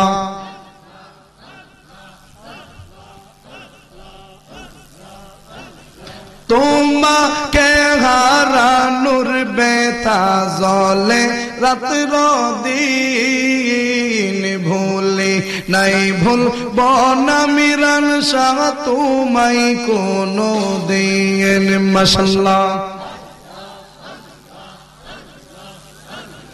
তোমাকে হারানোর ব্যথা জলে রাত্র দিন ভুলে নাই ভুলব না গো মুর্শিদ তোমায় কোনো দিন কবে জানি আসবে সেই দিন চুমা খাবো চরণে আমারে বুলি বামিরান শাকে মনে মাশাআল্লাহ মারহাবা আল্লাহ আল্লাহ আল্লাহ আল্লাহ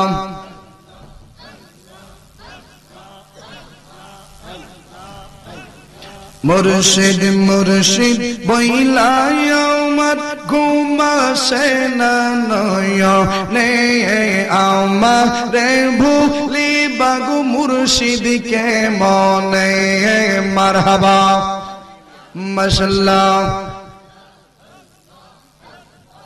লা ইলাহা ইল্লাল্লাহু মুহাম্মাদুর রাসূলুল্লাহ সাল্লাল্লাহু আলাইহি ওয়াসাল্লাম। আপনারা খুশি না বেজার? যেরকম খুশি না বেজার? এই ভাটি অঞ্চলের একটা সিস্টেম আমার দ্বারা ভালো লাগে, কোনটা জানেননি?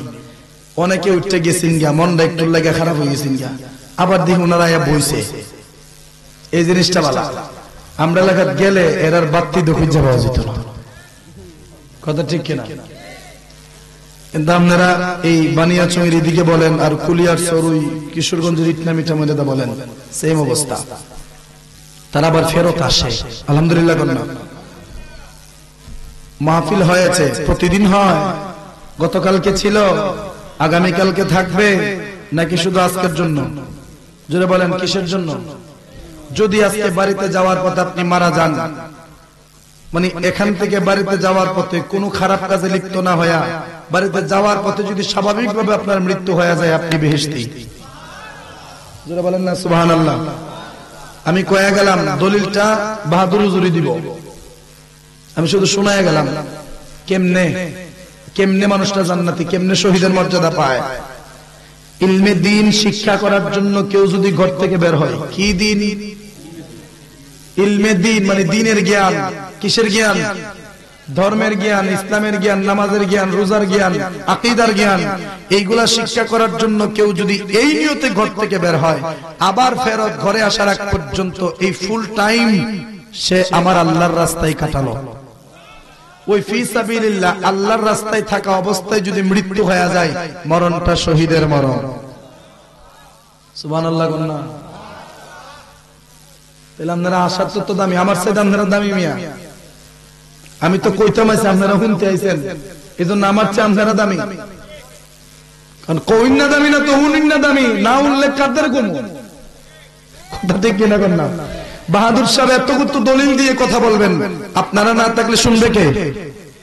এই জন্য আপনাদেরও দাম আছে, কিন্তু আপনাদের দাম কখনো একজন হক্কানি আলেমের সমান হবে না। আলেম তো আলেমই, আর আপনারা তো আপনারাই, কিন্তু বাকি সব মানুষের চাইতে আপনারা দামি যারা প্যান্ডেলের এই ভিতরে আছেন। আলহামদুলিল্লাহ। কন্যা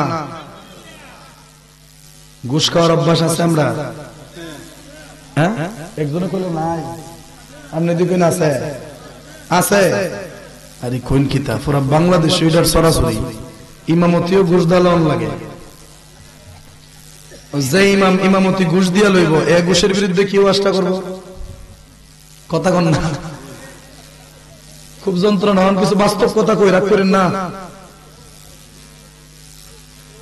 সুদের বিরুদ্ধে কথা কইলে ইমাম সাহেব মসজিদের মিম্বরে দাঁড়ায় যদি কয়, আল্লাহ কইছে ইন্নামা আহাল্লাল্লাহুল বাইআ ওয়া হাররামার রিবা, আল্লাহ ব্যবসাকে হালাল করে দিয়েছেন, সুদকে হারাম করে দিয়েছেন।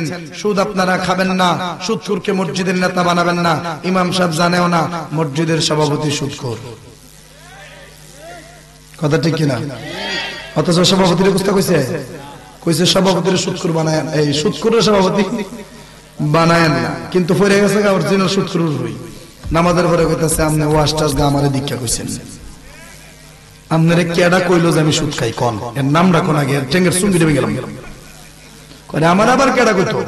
আমি ইমাম সাহেব কোরআনের ওয়াজ করছি, আপনার ব্যাপারে আছে আমি কি কিছু করতে পারবো? কোনা দেখছি আপনি ওয়াজ করবার সময় ফাঁকে ফাঁকে আমার ভাই চাইছিল। আচ্ছা কোন আমি ওয়াজ করার সময় কোন চাচার ভাই চাইতেছি, কোন ওই চাচার ভাই চাইতেছি, অনেক বাচ্চারা ভাই চাইতেছি, আমার ভাইদের ভাই চাইতেছি, হুজুরের ভাই, আপনার সকলের ভাই আমার ফাঁকে ফাঁকে নজর যাইতেছে। এখন যদি কোনো ওয়াজটা আপনারে করছি, ইমাম সাহেব কত হলে কি করতাম? আগামী জুম্মার থেকে আর সুদের ওয়াজ চলতো না। কত কি করবেন? কন্যতা করেন, ও সুদ ছাড়া ওয়াজ হবে। ইমাম সাহেব চিন্তা করলো যে একটা বাদ দিলাম, জানে বাহিতা কই আগামী জুম্মাত কইতেছে আর রাশি ওয়াল মুরতাশি কিলাহুমা বিন্নার, যে ঘুষ দে যে ঘুষ খা দুটোই জাহান্নামী। ঘুষের বিরুদ্ধে দুধ চালাইছে। ওয়াজ ওয়াজ কইরা নামাজ শেষ হওয়ার পরে সেক্রেটারি সাহেব গিয়া জিগা কিও আমি যে সরকারি চাকরি করি ঘুষ খাই আমনে কইলো কেন? কোন করে আমনে সরকারি চাকরি করেন? আমি তো জানি না, ঘুষ দেখান আমি জানি। কোন আমনে কেউ কইছে? নাইলে আমনে আজকে ঘুষের বিরুদ্ধে কইতেন কেন? গতকালকে সুদে আসলেন, সুদই থাকতেন। কোন কি করতাম? ঘুষের বিরুদ্ধে ওয়াজ করলে চাকরি থাকতো না। কোথায়? ইচ্ছা যাক চাকরি বাঁচাইতে ফেটলে এত সমান লাগবো। আচ্ছা ঠিক আছে, ঘুষের বিরুদ্ধে কইতাম না। তাহলে সুদ ঘুষের লেগে মুখ কি করে দিল? বন্ধ করে দিল নি? ইমাম সাহেব কথাটা কইতো কেমনে? কোন ইমাম সাহেব হকটা বলতে গেলে চাকরির ডর দেখায়। আছে না কিছু মানুষ? ইমাম সাহেব পরের জুম্মা কয় আজকে সুদও কইতাম না, ঘুষও কইতাম না। আজকে ধরছে হাফিজু না সরি, যে তোমরা কি করো? তোমাদের গোপনাঙ্গ হেফাজত করো, মানে তোমরা পর্দা করো। কি করো? পর্দার ওয়াজ ধরছে, মা বোনদের পর্দা। মা বোনদের পর্দার ওয়াজ করে দুই চালাইছে একবারে। কেশিয়ার সাহেব নামাজের পরে কইতেছে কিও ইমাম সাহেব তুমি যেমন একদিন একজনের দুই সাইরা সাইরা ধরো, প্রথম দিন দল্লা সভাপতি রে, পরে দল্লা সেক্রেটারি, আজকে যেমন আমারে ধরছো। কারে আমি ধরলাম কইতে? আমি তো পর্দার বিরুদ্ধে, পর্দার পক্ষে কইছি আর বেপর্দার বিরুদ্ধে কইছি। আমার জিদে পুলিশ তোমারে কইলো কেন? কেন আমার জি তো পর্দা করে না। ইমাম সাহেব কয় আল্লাহ এখন আমি কি করতাম? আল্লাহ ইমাম সাহেবরে কয়া দেয়। আল্লাহ কি কয় ইমাম সাহেবরে? প্রত্যেকটা দিনের দায়ীকে আল্লাহ শিখাইয়া দিছে, বান্দা হক যেইটা বলে যাও, সত্য যেইটা বলে যাও, রিজিকের চিন্তা করিও না। এক জায়গায় রিজিকের দরজা বন্ধ হলে 1000 জায়গায় রিজিকের দরজা আমি আল্লাহ খুলে দেব। যদি ইমাম সাহেবের রিজিক মুসল্লিরা তো থাকতো, তাহলে জগতের সব ইমাম না খায় মূল্য। কথা ঠিক কিনা?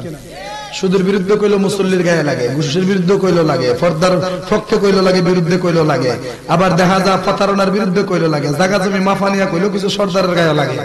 ইমাম সাহেব যাইতো কই?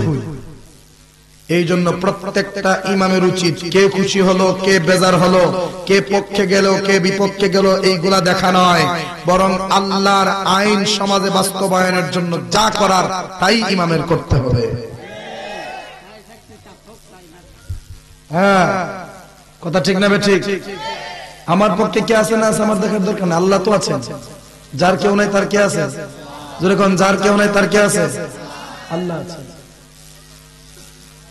আমরা তো একটিও পারি না আল্লাহর রাস্তায় দিতাম।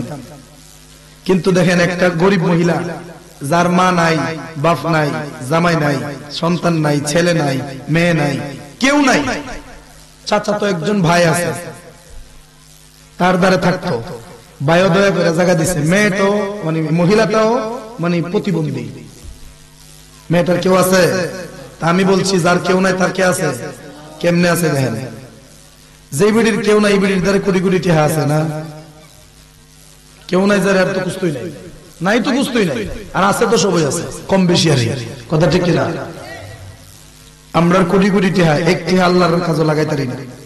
কিন্তু ওই মহিলার কেউ নাই, কিন্তু ওই মহিলার সর্বমোট মানে মানুষে যে মহিলাটা দিছে যে তুই খাইস গো শাড়ি কিনিস এই করিস সে করিস বিরু আমার আপনার শাড়ি লাগে না একটু ইলি চলে টিহাডেন কিতা করছে একজনের দ্বারা জমা রাখছে কইছে আমার জন দরকার হবে আমি তোমার কমুনে 50,000-এর মধ্যে 45,000 টাকা তার কাছে রয়েছে, 5,000 টাকা কোন দরকারে মহিলাটা আনছিল।